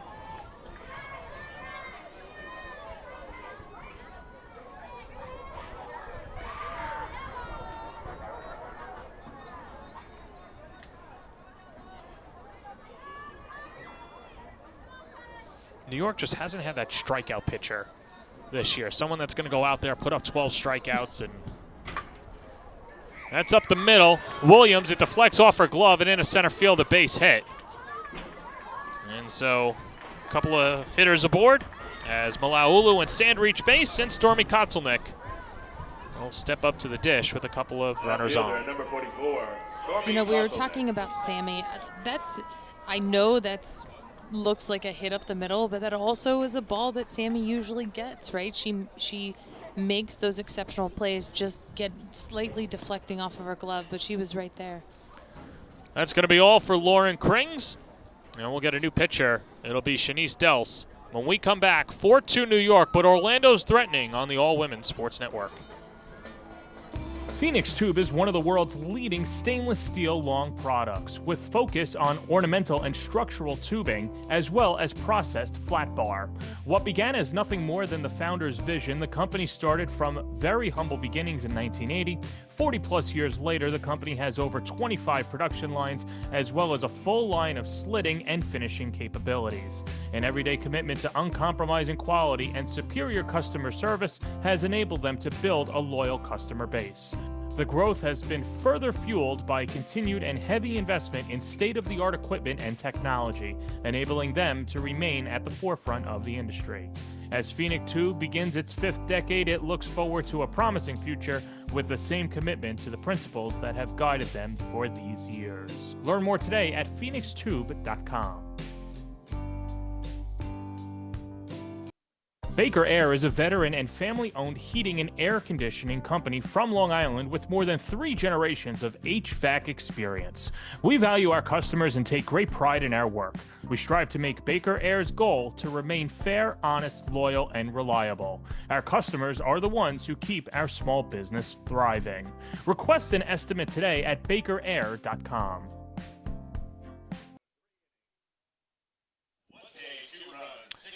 Shanice Dels comes on and tries to put out the fire. And Shanice dealing with a couple of runners on and nobody out, as Lauren Krings went the first 3+ innings, giving up 2 runs on 6 hits, 2 walks, and a strikeout, and responsible for both Malaulu and Sand on the base paths. Stormy Kotzelnick is the batter, and New York's defense expecting the bunt out of the number 9 hitter, Kotzelnick, although she unleashed her power last night for the go-ahead 2-run home run and takes off the plate for ball 1. I think you're right. I wouldn't be surprised if she tried to lay down a surprise bunt here. Foul tipped into the glove of Nugent. And 2 quick strikes. But what do I know? I guess that looked a little A little too good for her up in the zone. Well, when you hit a home run, you make it a tough decision on your coaching staff. But Dels was efficient last night. Faced 4 batters, retired them all, and an inning and a third out of the pen, and struck out 2 batters. So trying to roll that magic again.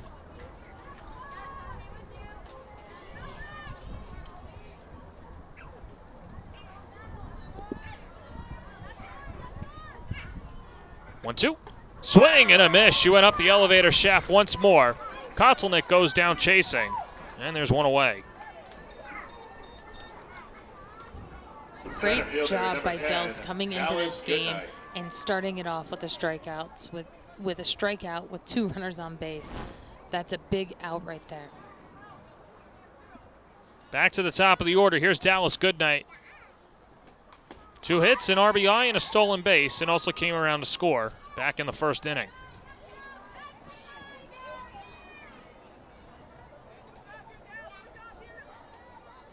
Well, whether it's Alex Powers or Megan Wiggins or whoever, the signing of Goodnight has definitely paid dividends and an opportunity for Goodnight to cut into this New York lead.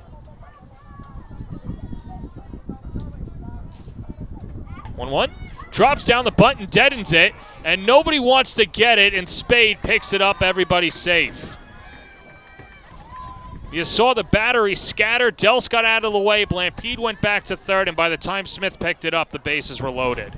You know, Dallas Goodnight, I mean, this just speaks to her intuitiveness and game savviness. She loaded up like she was going to hit and then dropped down the most beautiful bunt in no man's land.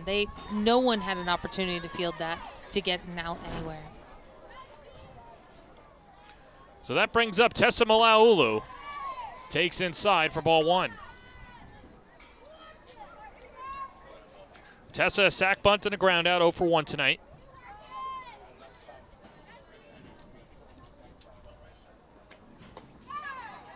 Two and 0. See defensively, Take playing in at short. Sammy Williams playing back with the lefty in the batter's box. 2-0. Fouled off, 2-1.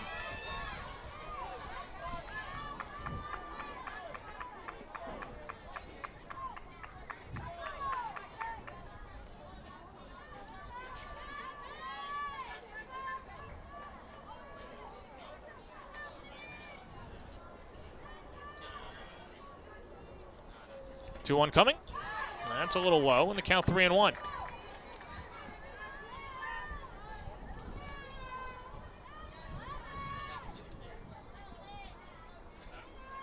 Devin Flaherty looms on deck. Nowhere to put Malaulu. Outside, ball 4. Dels has walked in a run as Chloe Malaulu comes in to score on the RBI walk by her sister Tessa. It's 4-3.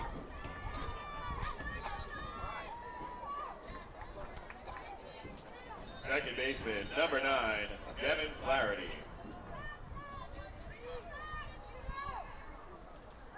So Flaherty with an opportunity to do some damage. RBI single back in the first, 1 for 2. And ahead in the count, 1-0.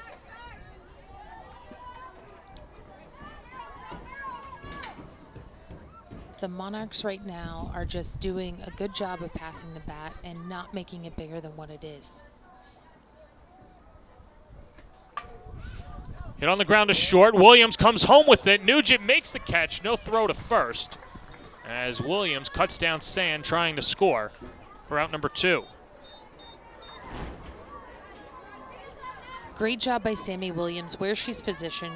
Ball's right at her. She knows she has plenty of time to get the force out at home, preventing another run First from baseman, scoring. number 31, Mac Barbara.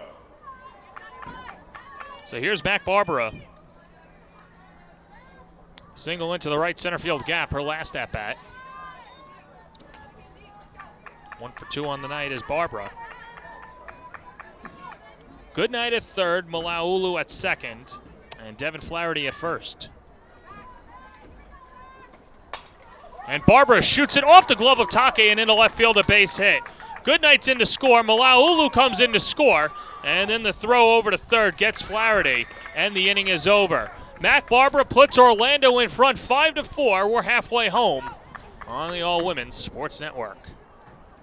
With proven day programs, routines, and expert coaching, Camwood Elite is the one-stop shop to improve your game or pick up some of the elite equipment in the nation. From pro-grade game bats to elite training, check out camwoodbats.com today.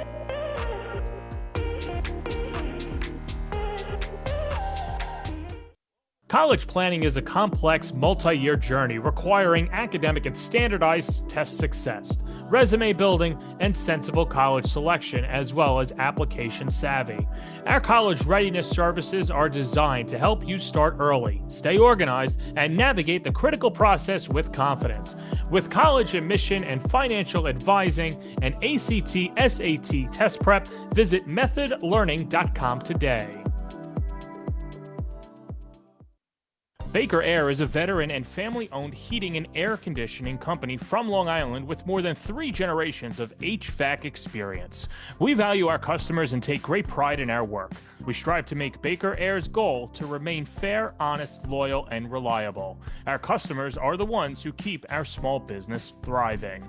Request an estimate today at bakerair.com.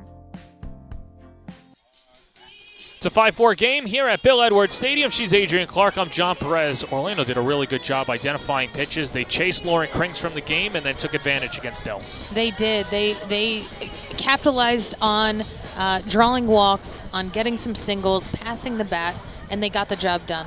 You know, it seems as if there's just not one pitcher out there that's going to throw a fastball by or a rise by any of their hitters. But New York's had discipline at bats as well. They have. They're doing a great job at the plate of getting runners on base and getting them in scoring position.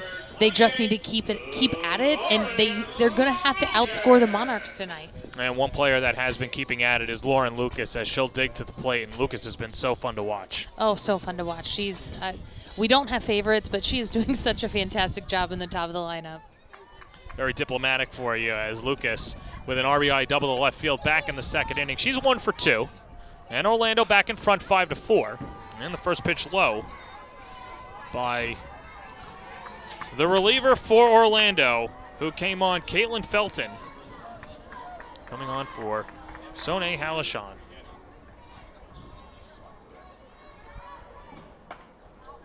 And Lucas cues it foul, 1-1.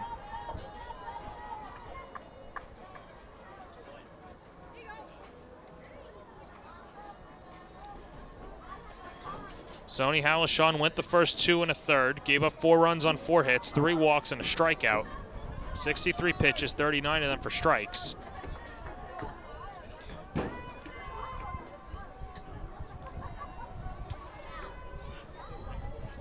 One to Lucas. Pulls back the bunt, and it's 2-1.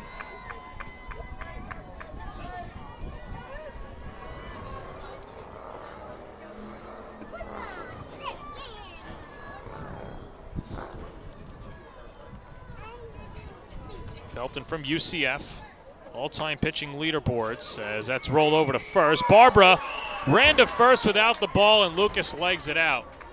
That would have been a bang-bang play, but it's going to be an E3 on Barbara. But with Lucas speeding down to first, she made it a lot tougher on the first baseman. She did, and she goes full speed. She knew that she had to try to outrun the speed of the ball that she hit, and she did a great job of getting it done. Mac just pulling her head too soon, trying to make a play before you have the ball. That's a good score there by E3, because if Barbara applies the tag, Lucas is out. So, yep. Good job there. Everybody loves a well-scored game. They really do, especially coaches and players. That's why we come to the ballpark every day. And that's why we appreciate the scores. Riley Blampede dinged a solo home run to right field back in the first inning and then struck out in her last at-bat against Soné Halashan. I will say I love talking the game, and there are some challenging calls at times, and I love being able to debrief with our scorekeepers after the game and really try to understand what they saw versus what we saw on the field. So I'm a tough scorer. I think everything's in error, and you have to convince me otherwise, because there are just ground balls that I feel plays should be made. Koutsanopoulos took a shot on that foul tip, so just needs a couple of moments. But I'd imagine as a coach, you have to advocate for your players and say, hey, that was a hit. Got to bump up the batting average. That's exactly it. You know, sometimes what you see up here versus what we see down there is slightly different, and sometimes there are things that we see because we know the play that our players are capable of playing, the plays that they make look routine versus the ESPN plays. And yeah, sometimes it is that discussion where we are trying to advocate for our players because of what we saw. 2-1, Blampede fouls it back, and Blampede really seeing the ball well.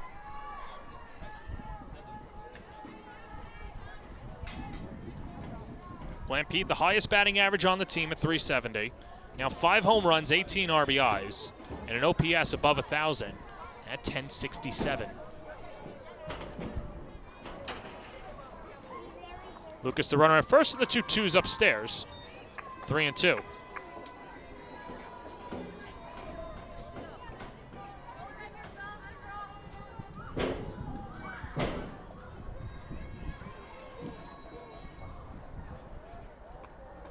Three-two, shot to right field, falling fast. It's down for a base hit. Blampede's got her second hit of the day as she pulls into first. Lucas up to second, and New York with something cooking in the bottom of the fourth. Courtney Day steps up to the plate. This is exactly what this Rise offense needs. They need to continue passing the bat. They need to find ways to get on base, right? And they've done that, and they still have no outs, right? This is exactly where you want to be later in the game. Courtney Day hit a rainmaker in her last at bat. And now with another opportunity, Lucas at second, Blampede at first. Day is 1 for 1 with a solo home run and pulls back the bunt, trying to catch the defense napping. But she did square, so the count 0-1.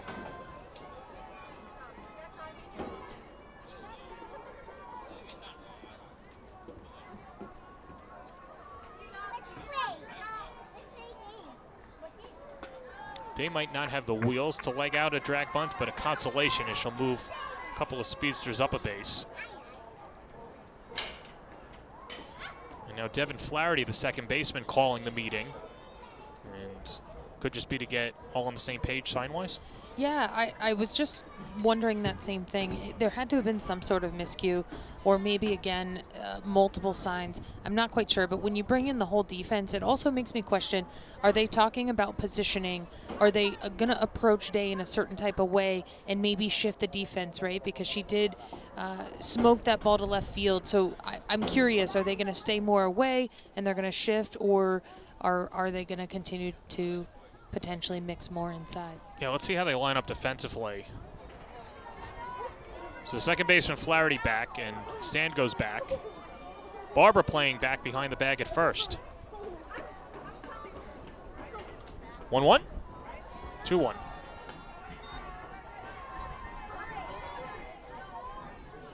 You know, this is interesting too.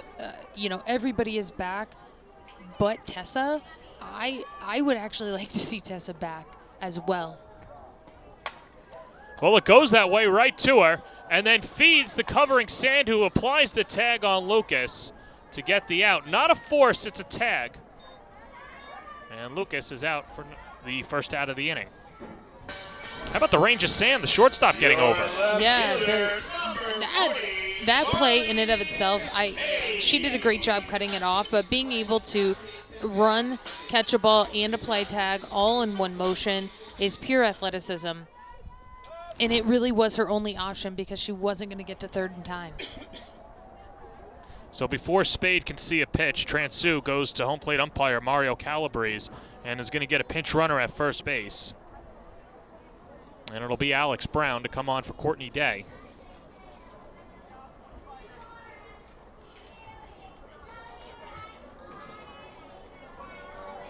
Pitch running at first base, number 25, Alex Brown.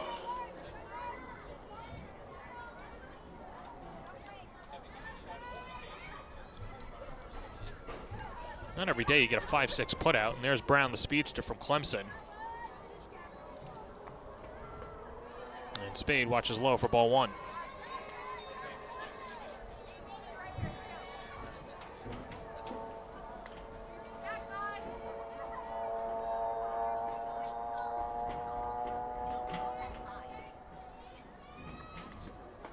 Same defensive look for Orlando.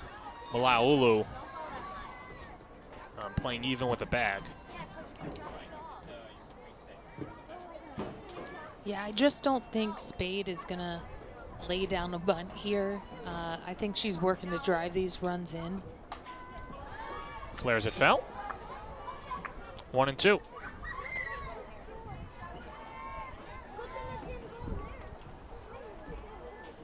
Especially with 2 strikes.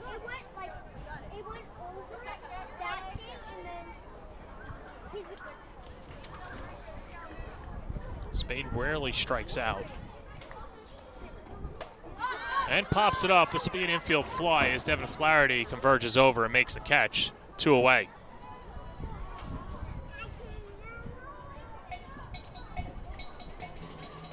That is a big out for this Monarch defense. Well, how about Flaherty getting inside on Spade? She's really good at turning in on it, but couldn't barrel it up. Nope, a little delayed there. McKenna Smith walked and came around to score.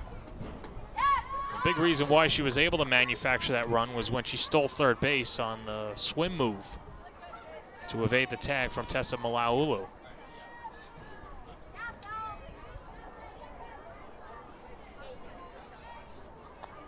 A 1. Smith skies it out to center field.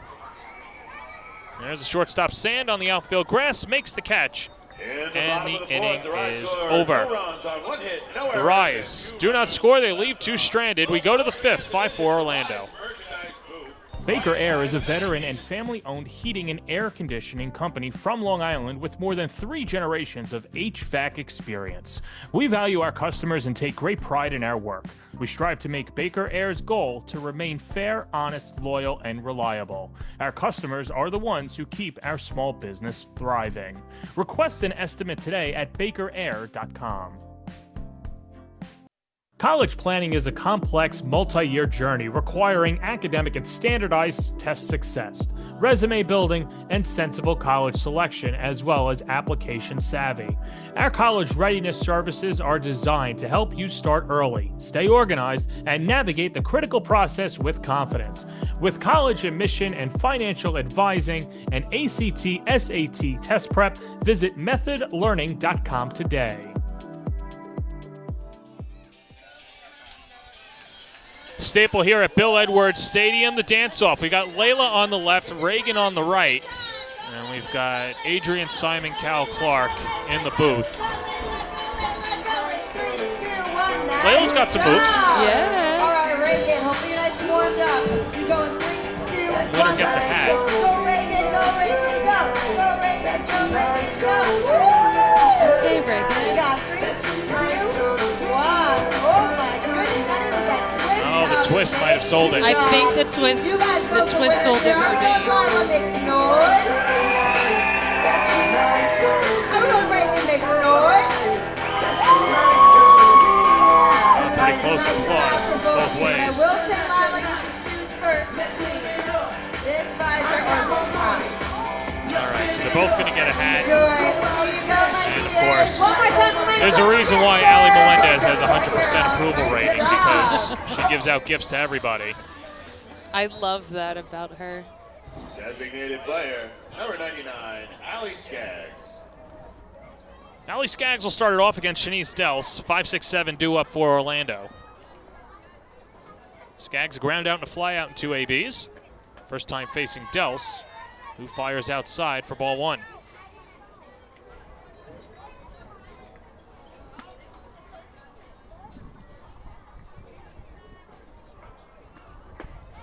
Swing and a miss, 1-1.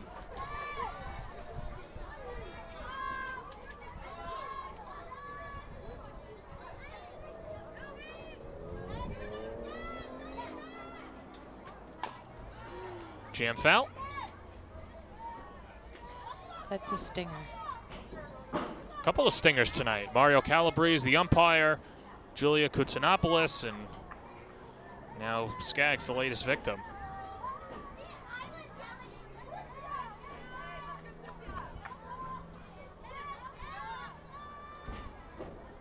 She's tough. She's a trooper.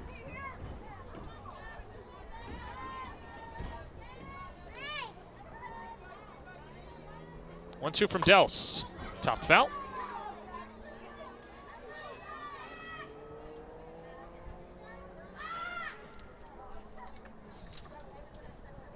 Skaggs grew up in Louisville, Kentucky, went to Arizona, where she hit .328 for U of A. 2024 NFCA All-West first team selection, All-Pac first teamer. Back in 24, hits a slow roller towards third base. Blampede jump throw to first, and Skaggs legs it out for the 9th hit of the night for Orlando. The swinging bunt is one of the most deceiving balls in our game. And there's not much you can do about it because she took a full swing and Blampede sees it immediately, charges hard, jumps in the air to try to make the play, but just not enough time. New York expecting the bunt again with Koutsanopoulos. But a fastball rides inside, 1-0.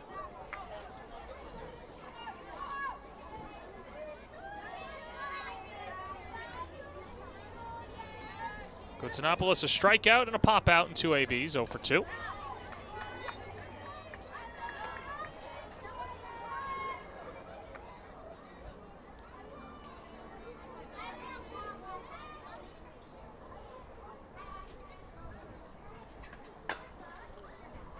Chop to second. Williams feeds Take, and no return throw to first. So they get the lead runner in Skaggs, and there's one away. Sammy makes this play look easy, but for some Right fielder, number 14, second base Chloe Malaulu. people, they have a hard time because the runner's coming right at the same time. She doesn't have enough time to keep charging hard to get, try to draw contact. Instead has to read, react, and still be able to make a good solid play, which she does. Chloe Malaulu takes a strike, 0-1. That's something that I don't know of a lot of teams that practice, but I know when we're working with our defenses and we're putting a runner out there and we're running ground balls where the runners are trying to jump over them, where they're trying to wait till the last second just to make it more difficult. Wild pitch gets past Nugent, and Koutsanopoulos is in scoring position. But it all goes back to that psychology of if the ball comes to me, what am I doing? And then if it's a certain type of grounder, what's the plan? And Williams seems to have checked all the boxes. Exactly. 1-1 pitch. Pop foul territory. Smith ranging over and watches it go into the crowd. 1-2.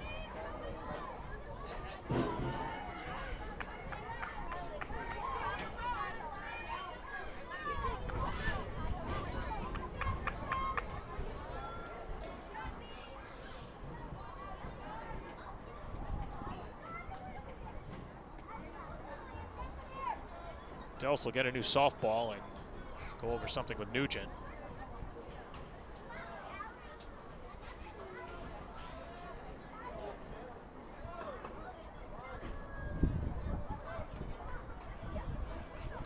Interested why Calabrese's out with them. I was thinking the same thing. Usually umpires will walk away, but I think he's just waiting till they get done. You saw he just whipped out his scorecard just to double check some things so that it didn't look like he was just creeping into the conversation.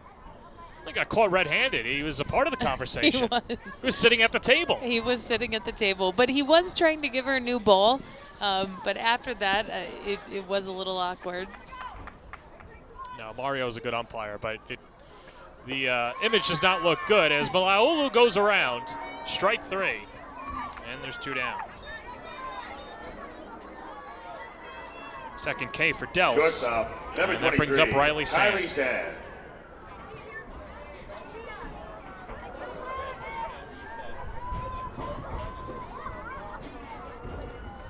Sand 2 for 2 tonight. And as Orlando getting production out of the lower third of their order. Last night it was Kotzelnick. Tonight it's Sand. A single to left and a single to center.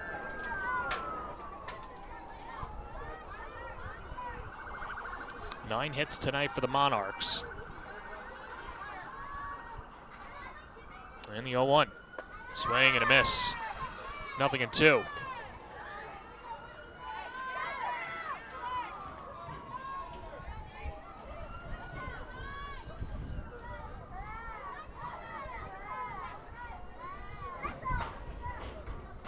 2-2 on the way. And Sand lays off.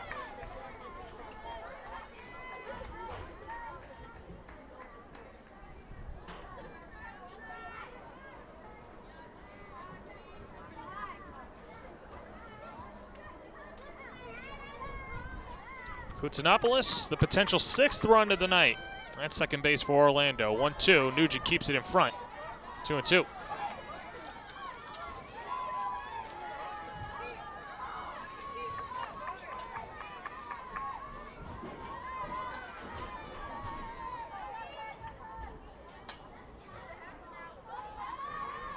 Two on the way. Little roller, first base side. McKenna Smith to the feeding Williams, not in time. Throw home. Nugent the tag in time on Koutsounopolis, who thought she got in, but Mario Calabrese calls her out on the 3-4-2 put out. Let's take another look. Yeah, this is a great job by getting to the ball by Smith. Not quite enough time for Williams to get there and get the out and have the ball. A little hesitation getting the ball home. I would have liked to see her throw that right away and not wait for that call.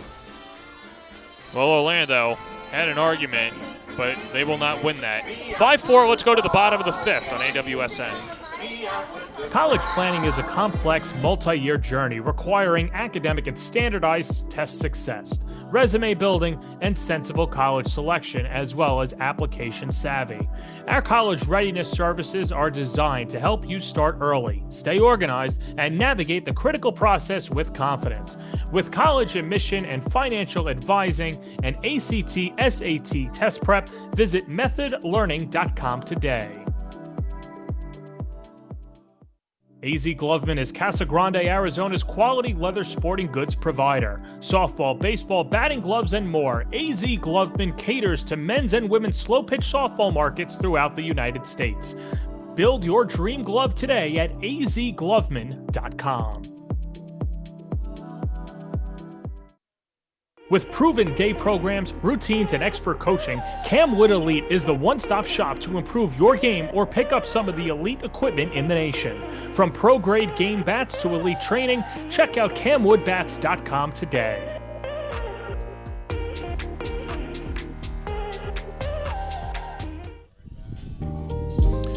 Times Square, sun setting on a Wednesday night. Lady Liberty, Elmo. Somebody under Elmo's face mask, Batman, and Caitlin Felton here at Bill Edwards Stadium in a 5-4 game. She's Adrian Clark. I'm John Perez. Who's your favorite mascot that you see at Times Square? Oh, I think I'm dating myself here, but the Naked Cowboy was a fan favorite. Just very unique costume. You know, and she would do it.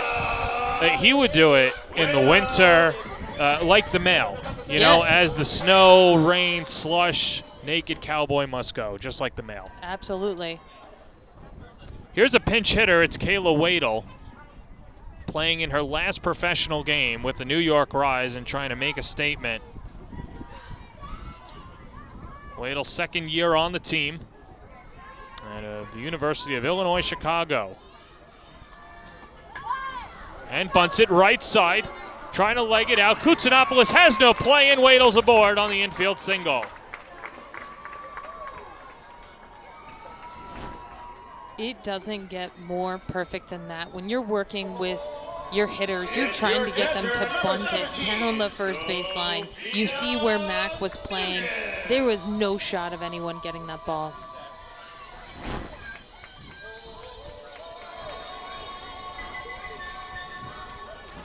So here's Sophia Nugent with the tying run aboard. Sophia drove in a run by grounding out to the shortstop in her last at-bat and a snap throw down to first. And Wadle scampers back safely, ball one.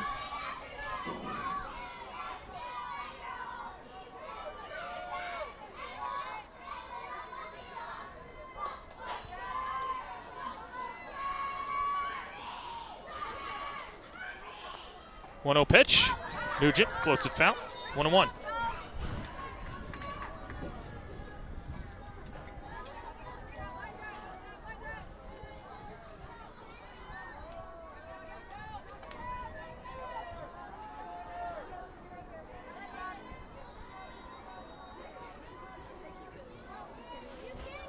New York with some speed on the base paths in the 1-1.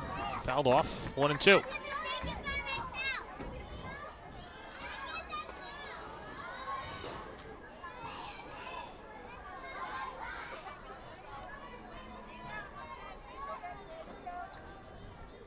Nugent a home run on Monday night. Trying to put it together. A home run would put New York in front here in the bottom of the 5th inning. 5-4 the lead for Orlando. 1-2, runner goes. Throw from Koutsanopoulos, and Wadle swipes the bag.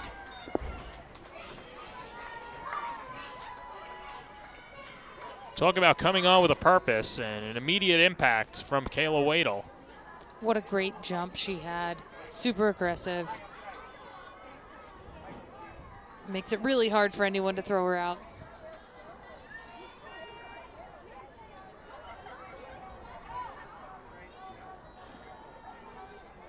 Two and two coming to Nugent. Inside out and foul. And Nugent stays alive.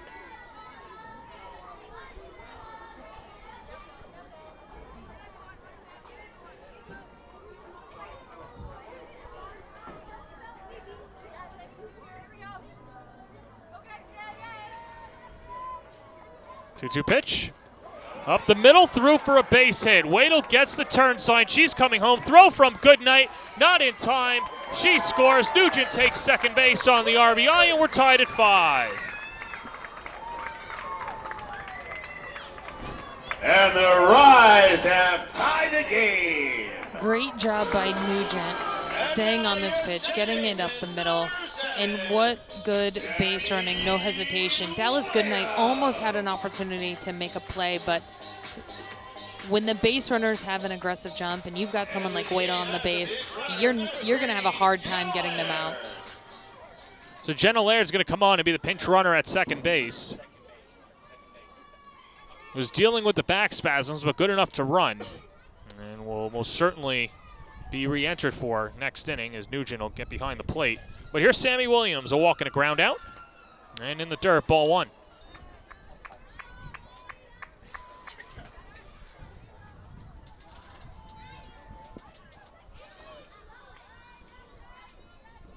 New York a run in the first, second, 2 in the third, and now 1 in the 5th. Laird representing the go-ahead run as Williams misses the bunt. It's 1-1.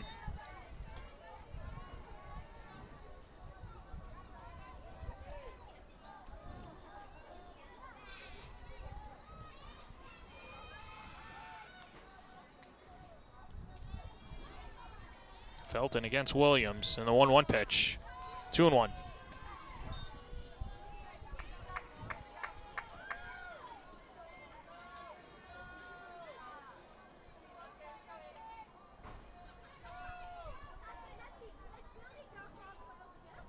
Two on the way. Pop foul. It's 2-2.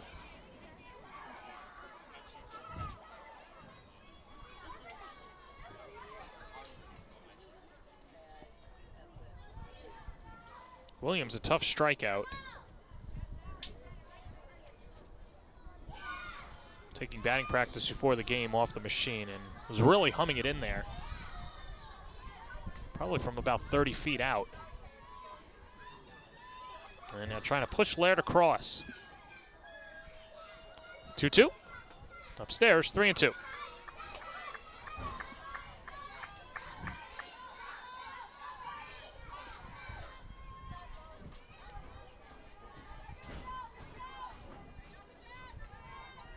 Felton trying to keep it a 5-5 game. Still nobody out. And that's foul tipped out of the glove of Koutsanopoulos, so Williams stays alive.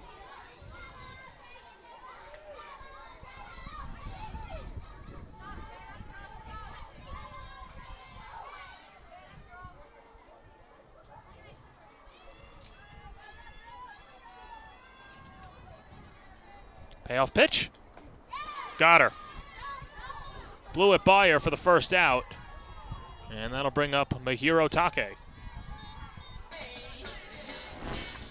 now it's shortstop number 16, Mahiro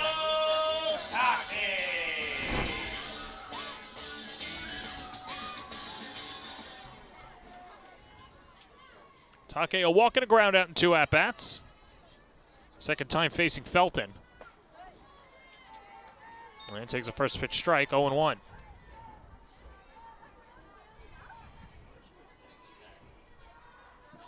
Seems like Take's not afraid to take a first pitch strike. She's not. 0-1.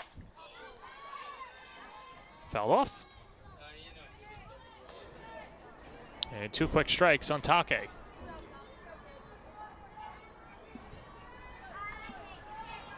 Well, Take starting at shortstop today for Jenna Laird, and now Laird is the runner at second base. She represents the go-ahead run in the 0-2 upstairs. 1-2.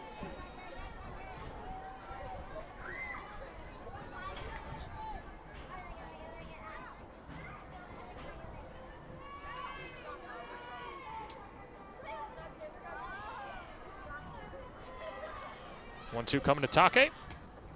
Off the glove of Koutsanopoulos and goes to the backstop on the pass ball, allowing Laird to take third.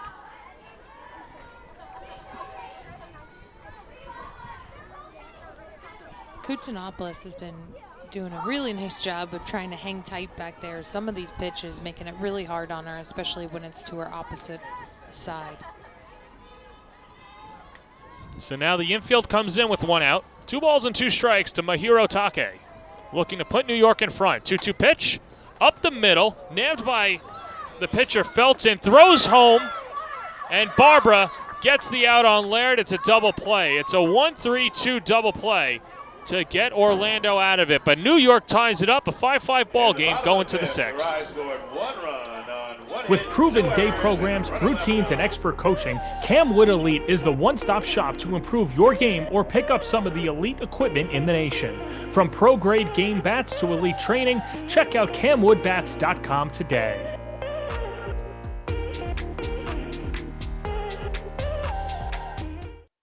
Conveniently located in Rockville Center, Frank's Steaks is a refined but casual, authentic New York steakhouse on Long Island. Since it opened 40 years ago, Frank's Steaks has been committed to serving high-quality prime cuts of beef in a timeless New York atmosphere with a friendly, attentive waitstaff. It's this obsessive dedication to our craft that has led Frank's Steaks to becoming the local destination for special dinners and celebrations. At Just Bats, our business strategy is simple. Get the perfect bat for you on time, every time, exactly as you promised. We not only provide you with the baseball bats and softball bats, but we also provide you with a winning experience and a promise like nobody else. Free shipping both ways, expert customer service, same-day shipping up until 7 p.m. Central Standard Time, on time, every time, exactly as promised at Just Bats.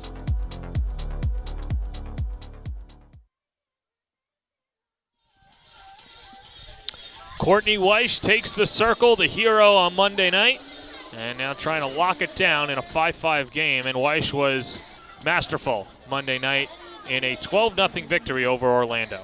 I love this move.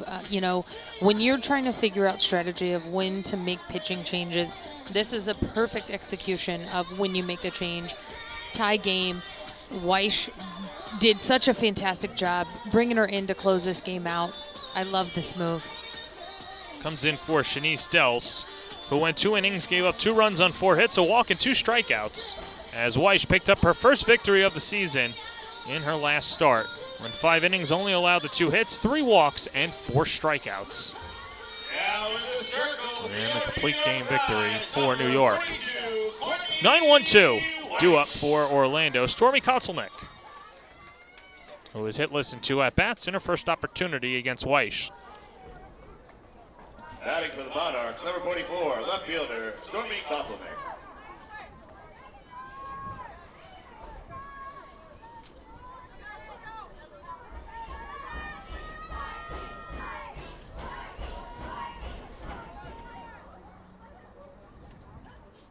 And the first pitch from Weish tags the inside corner for strike 1.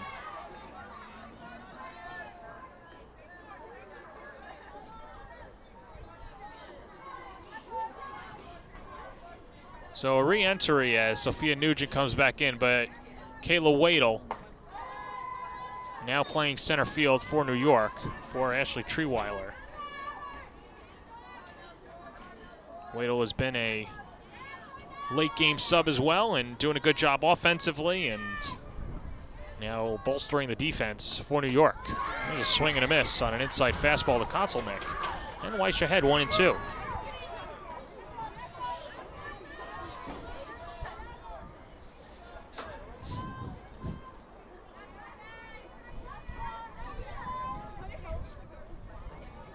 Weish getting the sign from Nugent in the 1-2. Right down the middle, strike 3 called. That's how you make an impression out of the pen. It is, and you see that energy. She knew she had it. She came in. This is what this team needs right now. Center fielder, number 10, Dallas. Let's take another look. Paint a picture. Paint a picture. Give me the energy. Love a good fist pump. Well, let's see if Weish can slow down the red-hot Dallas Goodnight, who's 3 for 3. Drove it a run back in the second inning and spoils the first pitch foul. 0-1.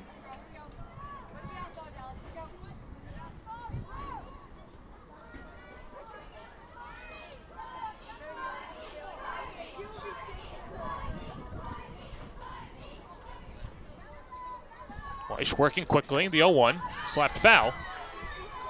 Looks like Goodnight a little late on the heaters from Weish. Yeah, Weish definitely has a bit more velocity than what we've seen in this game. And it's got to be an adjustment period, especially after coming in for Lauren Krings and Shanice Dels. And what the rest of this lineup has faced so far. 0-2 pitch, high and away. 1-2.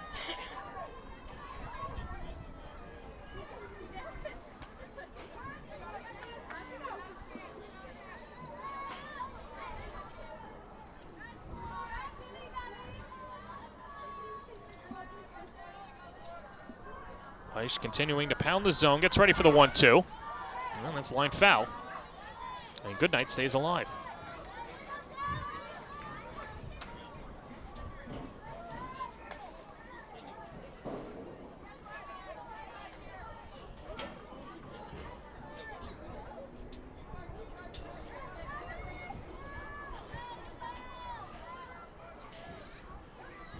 One, two. A little low. 2-2.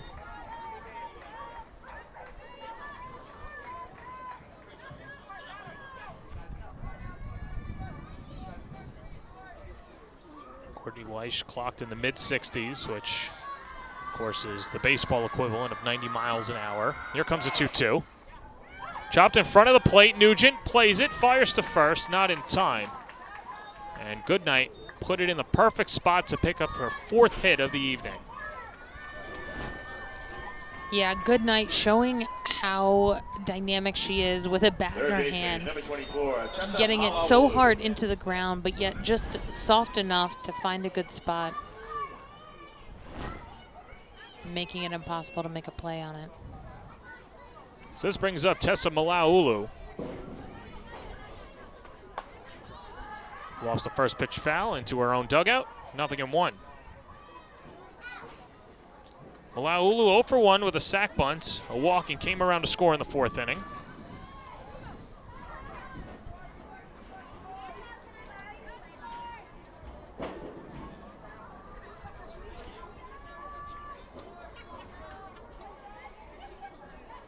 Weish working quickly, the 0-1. And carved foul again.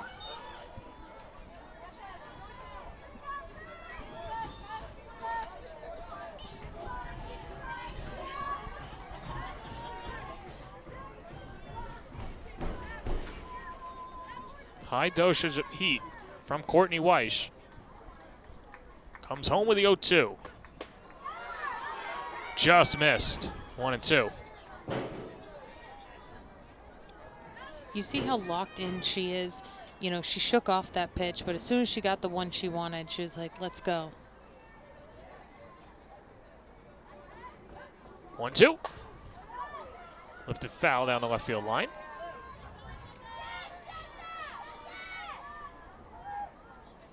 And so Malaulu staying alive.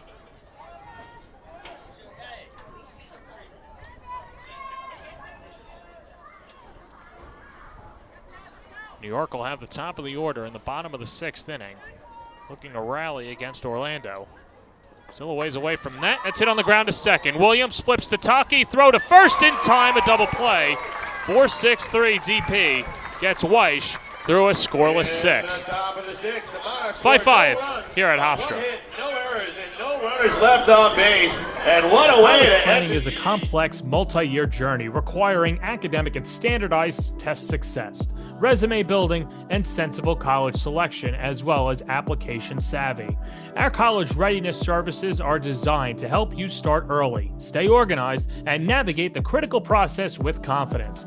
With college admission and financial advising and ACT, SAT test prep, visit methodlearning.com today.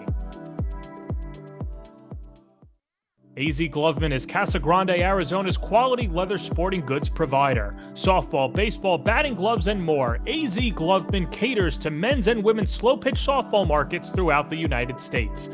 Build your dream glove today at azgloveman.com.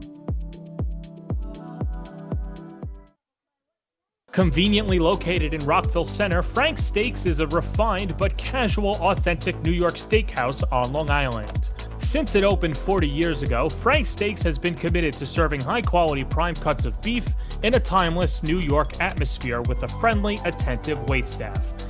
It's this obsessive dedication to our craft that has led Frank's Steaks to becoming the local destination for special dinners and celebrations.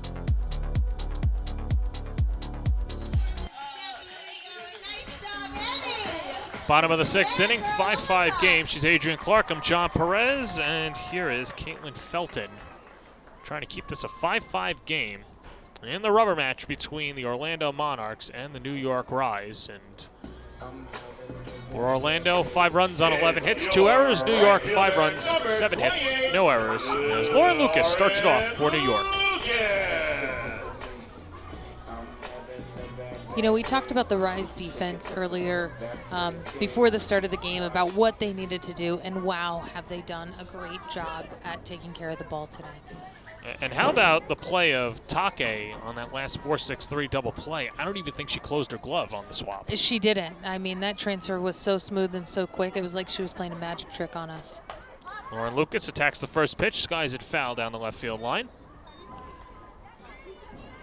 Lucas an RBI double back in the second inning as she's 1 for 3. Reaching on an error back in the fourth.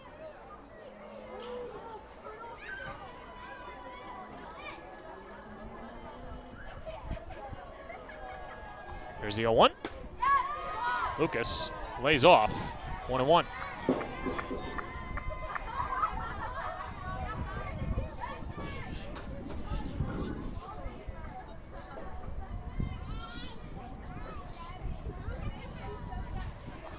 One from Felton. In there for a strike. It's 1-2.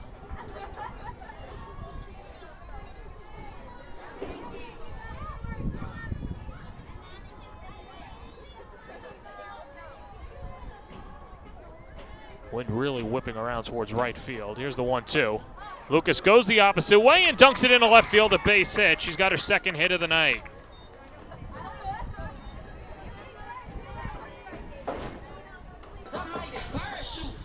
Great job by Lucas making something happen, just kind of poking her hands out there, lofting it up right down the left field line. Not trying to do anything fancy, just trying to get on base. Blampede 2 for 3 with a solo home run and a single to right back in the fourth inning. Lucas the go-ahead run at first. And Blampede drops down the bunt and rolls it foul. 0-1.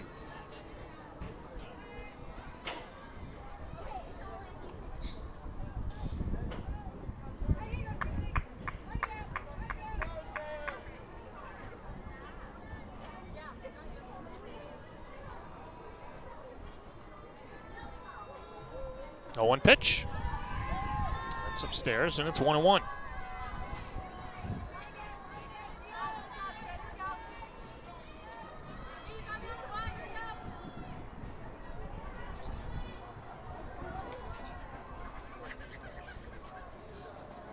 Felton works quickly. That's downstairs. And the count 2-1. So Transu taking the bunt off and letting Blampede swing away, and she's worked ahead in the count. A good hitter's count to be in.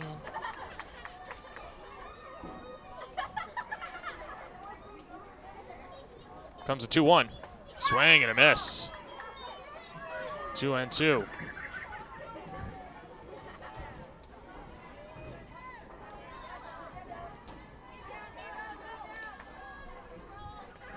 Courtney Dale re-enters. She looms on deck. 2-2 coming. Line drive caught. Malaulu throw to first. Not in time. But Malaulu showing off the leather and piercing that screeching line drive. I mean, I don't even know that she had an opportunity to blink. This ball was smoked, doing a great job of seeing it in, trying to get two, but Blampede got all of that. She had a frozen rope to left field last night, and making a bid for her third hit of the game. Here's Courtney Day. As Felton pours in a strike, 0-1.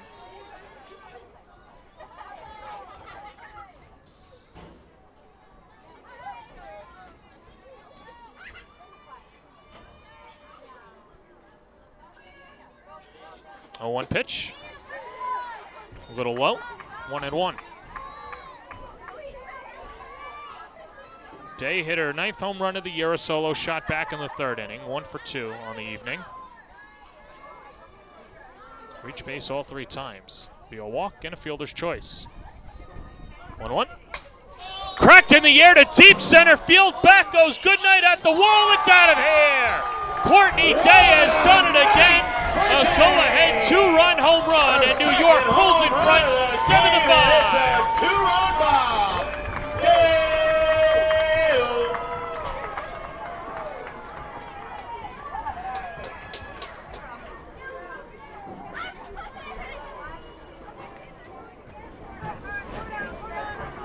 What excitement, what an amazing job. Sees a ball deep, gets all of it.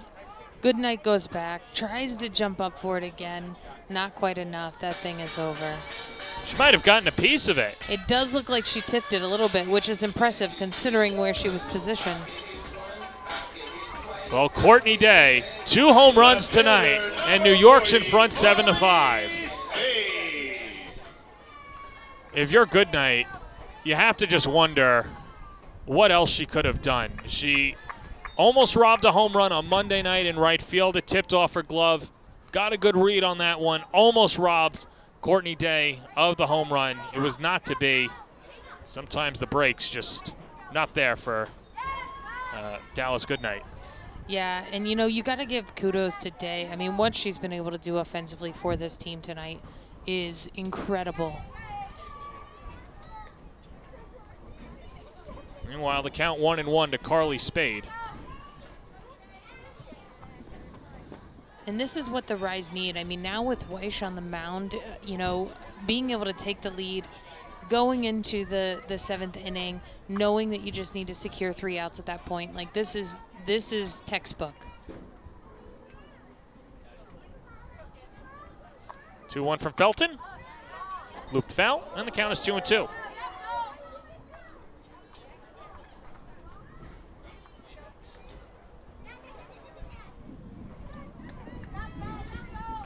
Well, a 2-run cushion for New York as Courtney Weish will face 3, 4, 5 due up for Orlando. Devin Flaherty, Mac Barbara, and Allie Skaggs.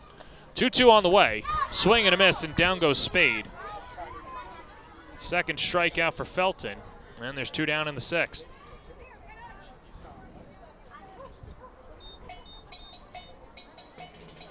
First baseman number 21, McKenna Smith.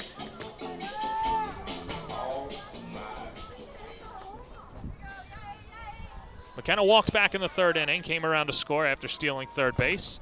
Reach on an error in the 1st and a pop out to the shortstop in the 5th, 0 for 3.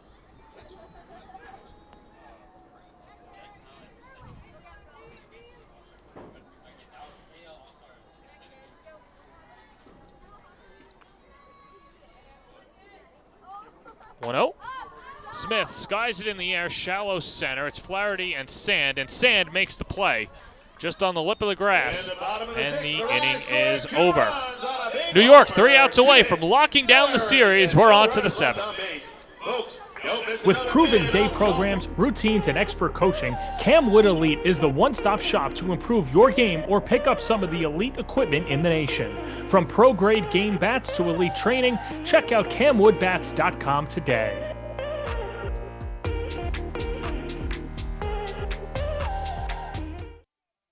Conveniently located in Rockville Center, Frank's Steaks is a refined but casual, authentic New York steakhouse on Long Island. Since it opened 40 years ago, Frank's Steaks has been committed to serving high-quality prime cuts of beef in a timeless New York atmosphere with a friendly, attentive waitstaff.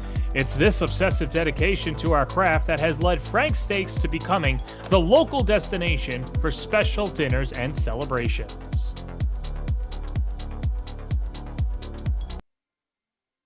At Just Bats, our business strategy is simple. Get the perfect bat for you on time, every time, exactly as you promised. We not only provide you with the baseball bats and softball bats, but we also provide you with a winning experience and a promise like nobody else. Free shipping both ways, expert customer service, same-day shipping up until 7 p.m. Central Standard Time, on time, every time, exactly as promised at Just Bats.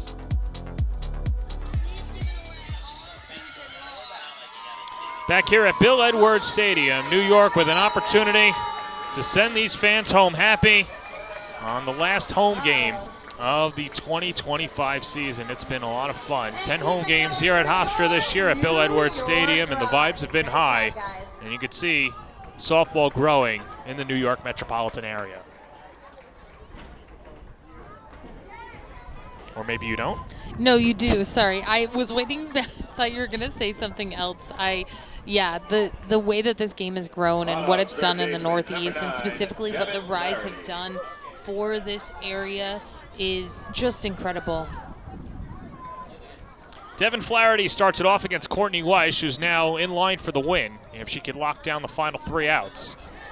And just a bit upstairs for ball 1.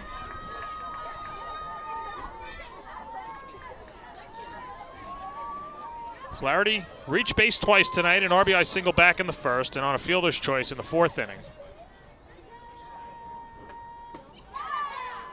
Ball 2.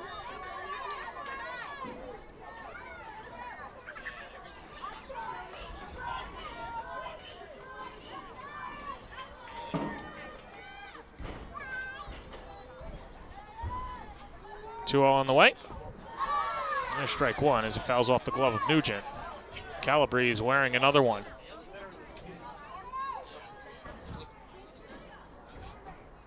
I think Mario Calabrese just needs an ice bath after this one. I think he does. He needs a break, some rest and recovery.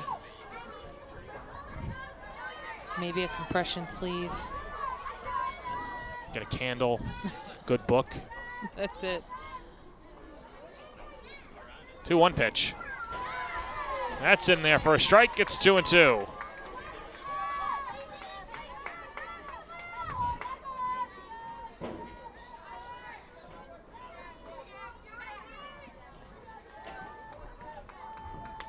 Couple of shakeoffs from Weiss. Comes home with a 2-2. Slow roller, third base. Lampede. Smith holds the bag. 1 away.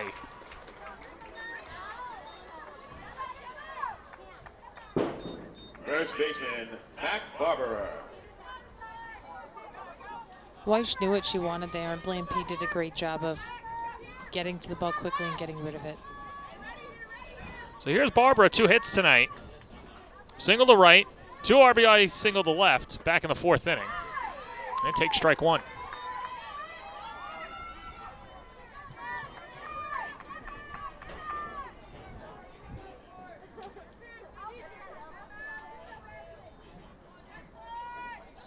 A 1 upstairs, and the count 1-1.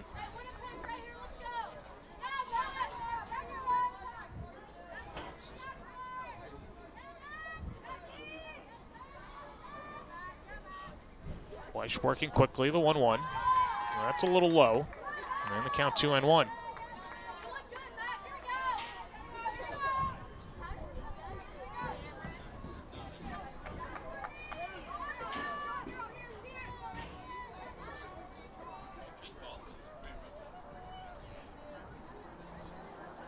2-1. That's outside 3-1. The velocity's there, the control somewhat there for Weish. Got the double play last inning, but falling behind in the count, 3-1. Yeah, she's working through it. She's got this. 3-1 pitch. That's outside, ball 4. And so that'll bring the tying run to the plate in Allie Skaggs. And we'll get a pinch runner at first base as well for Barbara, as Megan Wiggins making the change.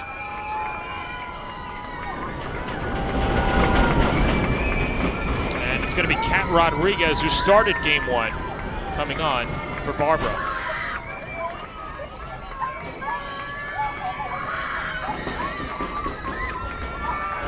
It's running, number 33, now batting, designated player, number 99, Allie Skaggs.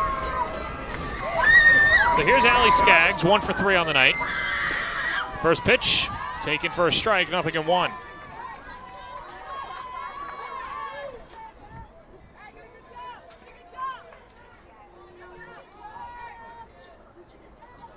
Skaggs has some pop. The 0-1. Chop to third. Blampede picks it up in foul territory. So it's just strike 2. Skaggs also has some speed. Might have been bang-bang from Blampede if she came up throwing. Yeah, good job by making sure that got foul.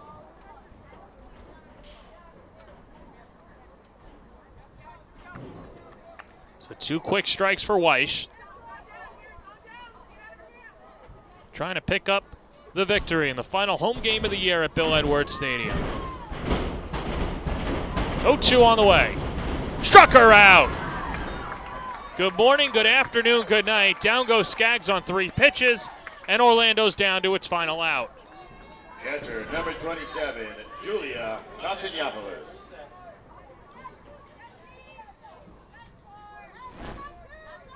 This is exactly why she put Weish into the game at this time. She is fighting. Julia Kutsinopoulos scalds the first pitch foul, 0-1. She's taking control of the game. And that's what you want out of the bullpen, and specifically for Weish, who has been more of a leader this year. She has at times said that her enemy is herself. Here comes the 0-1. Inside, 1-1. Always competing with herself, trying to hold herself to a new standard. Great career at Maryland, and now trying to parlay that at the professional level. 1 ball and 1 strike to Kutsinopoulos. Line foul, and Orlando down to its final strike. Well, tonight she is competing against opponents instead of herself.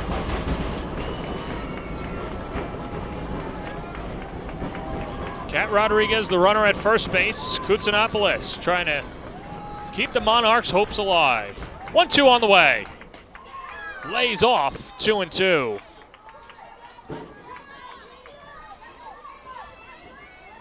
New York has scored a run or 2 in every inning but the 4th. They lead at 7-5 and 1 strike away. Weish, a couple of shakeoffs, now gets what she wants. Here comes the 2-2. And we'll do it again. Good battle from Kutsinopoulos. She won't go down without a fight.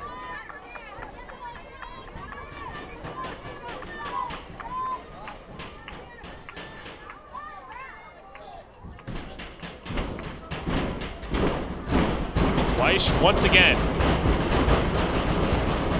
Deep breath and comes home with a 2-2. That's low, 3-2. So Rodriguez will be in motion. Chloe Malaulu, who's reached base twice, looms on deck. Last regular season game of the year for New York. Here's the payoff pitch.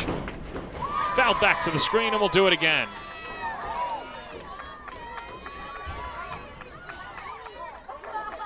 And McKenna Smith will go out there and try and give her the words of wisdom. And a high five to boot.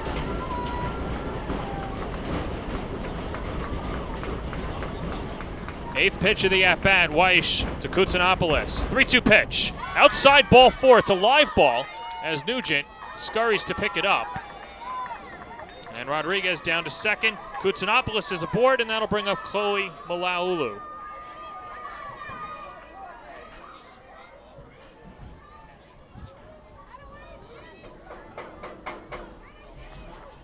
You can see McKenna with her leadership again, calling this timeout, bringing the entire infield together, and really trying to settle things down and just talk about, hey, we need one out. Work to knock the ball down and go wherever the ball takes you.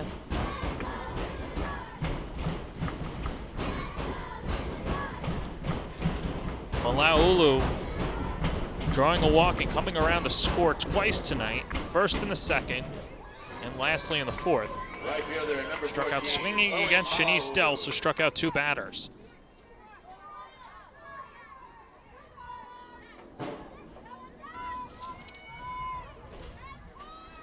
Rodriguez at second, Koutsanopoulos at first. New York and out away. First pitch, check swing, fouled off on an excuse me swing. 0-1.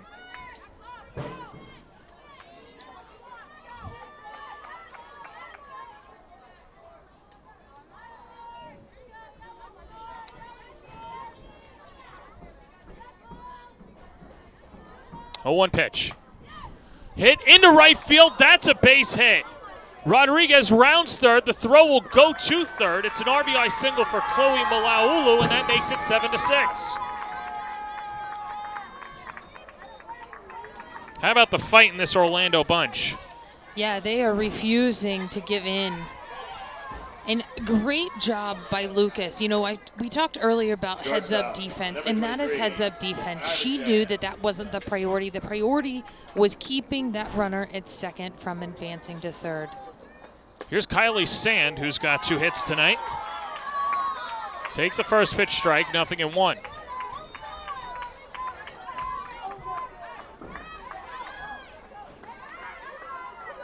Well, Big Ten matchup, Rutgers against Maryland. Here's the 0-1 pitch. Line foul, and once again, Orlando down to its final strike.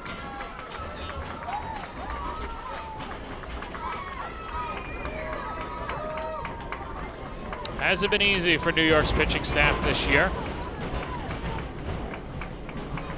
but trying to pick up their 11th victory of the year. No balls, 2 strikes, 2 outs, 7-6 game. The pitch outside, 1-2.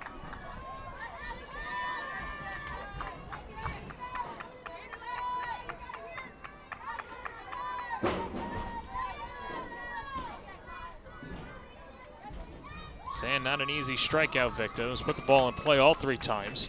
1-2 pitch. Outside, 2-2.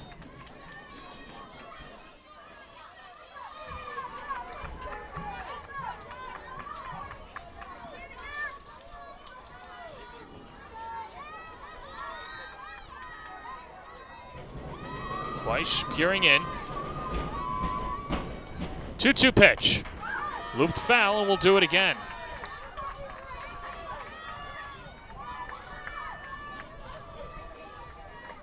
This inning started with a ground out. Mac Barbara walked. Allie Skaggs went down straight, swinging. And then a walk from Julia Koutsanopoulos and an RBI single by Chloe Malaulu.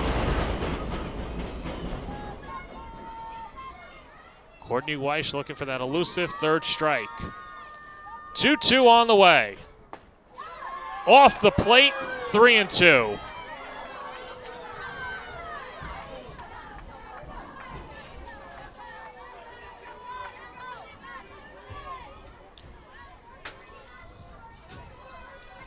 Good speed on the base paths with Koutsanopoulos, who runs well for a catcher. And Malaulu at first. 3-2 pitch. Lofted foul. And the at-bat continues. Stormy Kotzelneck would be next. She looms on deck, hitless in 3 at-bats. But Weiss trying to put on the finishing touches. The fight of this Monarch offense right now. 3-2 coming. Chop, first base side. Smith applies the tag, and the ball game is over. New York wins it 7-6 as Courtney Weiss shuts the door. She picks up the victory of going 2 innings in relief. Courtney Day goes deep with a solo home run and a 2-run jack. to drive in 3 as New York wins its 11th game of the year. Please line up outside the first base bullpen after the game. Good fight by New York and Orlando, and at the end of the day, New York comes out in front. That's exactly it. It was really amazing to see the Rise clinch this series, a much-needed one after last week, and the fight, the composure, they found a way to get the job done. So as the two teams will shake hands, we are going to take a break, and we'll speak to our player of the game when we come back here at Hofstra. Phoenix Tube is one of the world's leading stainless steel long products, with focus on ornamental and structural tubing, as well as processed flat bar. What began as nothing more than the founder's vision, the company started from very humble beginnings in 1980. 40-plus years later, the company has over 25 production lines, as well as a full line of slitting and finishing capabilities. An everyday commitment to uncompromising quality and superior customer service has enabled them to build a loyal customer base. The growth has been further fueled by continued and heavy investment in state-of-the-art equipment and technology, enabling them to remain at the forefront of the industry. As Phoenix Tube begins its 5th decade, it looks forward to a promising future with the same commitment to the principles that have guided them for these years. Learn more today at phoenixtube.com. College planning is a complex, multi-year journey requiring academic and standardized test success, resume building, and sensible college selection, as well as application savvy. Our college readiness services are designed to help you start early, stay organized, and navigate the critical process with confidence. With college admission and financial advising and ACT/SAT test prep, visit methodlearning.com today. At Just Bats, our business strategy is simple. Get the perfect bat for you on time, every time, exactly as you promised. We not only provide you with the baseball bats and softball bats, but we also provide you with a winning experience and a promise like nobody else. Free shipping both ways, expert customer service, same-day shipping up until 7 p.m. Central Standard Time, on time, every time, exactly as promised at Just Bats.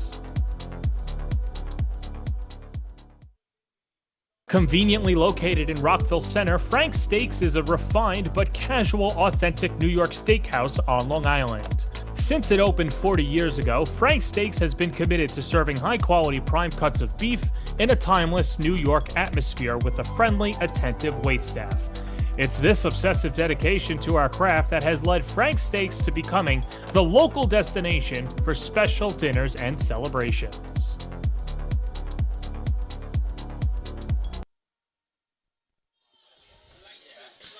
Welcome back to Hofstra, and the New York Rise send their home crowd home happy. A 7-6 victory over the Orlando Monarchs here at Bill Edwards Stadium, and we bring it into the press box with our player of the game, Courtney Day, 2 for 3, 2 home runs, 3 RBIs, the go-ahead and game-winning home run. Courtney, take me through that final at-bat. I was just looking for a good pitch to drive, just making sure I'm on time and just doing my job for my team. You know, a couple of home runs today. First home run since July 3rd, and then you follow it up. I'm curious, when you're going through that stretch where the power might not be there, but you're still consistently putting the ball in play and at bats, what was the mindset through that stretch? That it was bound to happen at some point, and just sticking to my plan and finding a good pitch to hit in. I just wanted to end, our home series or our home season on a good note, and it just happened to be 2 in one night, so that's a pretty cool feeling. It seems this team always makes it interesting. You get a 2-run cushion going into the 7th inning. I'm curious, your thoughts on your first season with the Rise, the culture of the team, and your experience. It's a bunch of talented players who are just a joy to be around and a joy to be together. And, it's hard because you don't know everyone when you're coming in, and you have to learn, all the different personalities. But I think that we've really come together as a team, mid to now. Of this season, and it's just an incredible journey with them, and especially as my first year. So. And as the playoffs approach, what does New York need to do? Bring home some hardware. Say that one more time. What are you expecting as the playoffs come, and what do you guys have to do, kind of areas to shore up to try and bring home a trophy? Just sticking to our plan and just not making the moment too big. playing, for each other rather than just focusing on ourselves. And that's something that we've always talked about throughout the season is we have to look externally instead of internally. And I think that's when we do our best. I'll let you go celebrate with your team. Courtney Day, 10 home runs in her first season with the New York Rise. Thank you for the time, Thank Courtney. you so much. Bye. Well, as Courtney goes, that's going to put a bow on our season here with the New York Rise, and we'd like to thank a ton of people: Jeff On, Harlan Friedland, the crew here at T&D, the All Women Sports Network. It's been a lot of fun to call these games this year, and New York getting a win on their final game. For Jamie Burkhart, Dave Stemple, and the rest of our crew, Brandon Natalia, and so many others, this is John Perez saying so long and thank you for joining us along the ride on the All Women Sports Network. You can watch all the games on the All Women Sports Network. They'll be re-aired. But once again, signing off from Hofstra, it's been a fun one. This has been a presentation of American Women's Fast Pitch Softball on the All Women's Sports Network.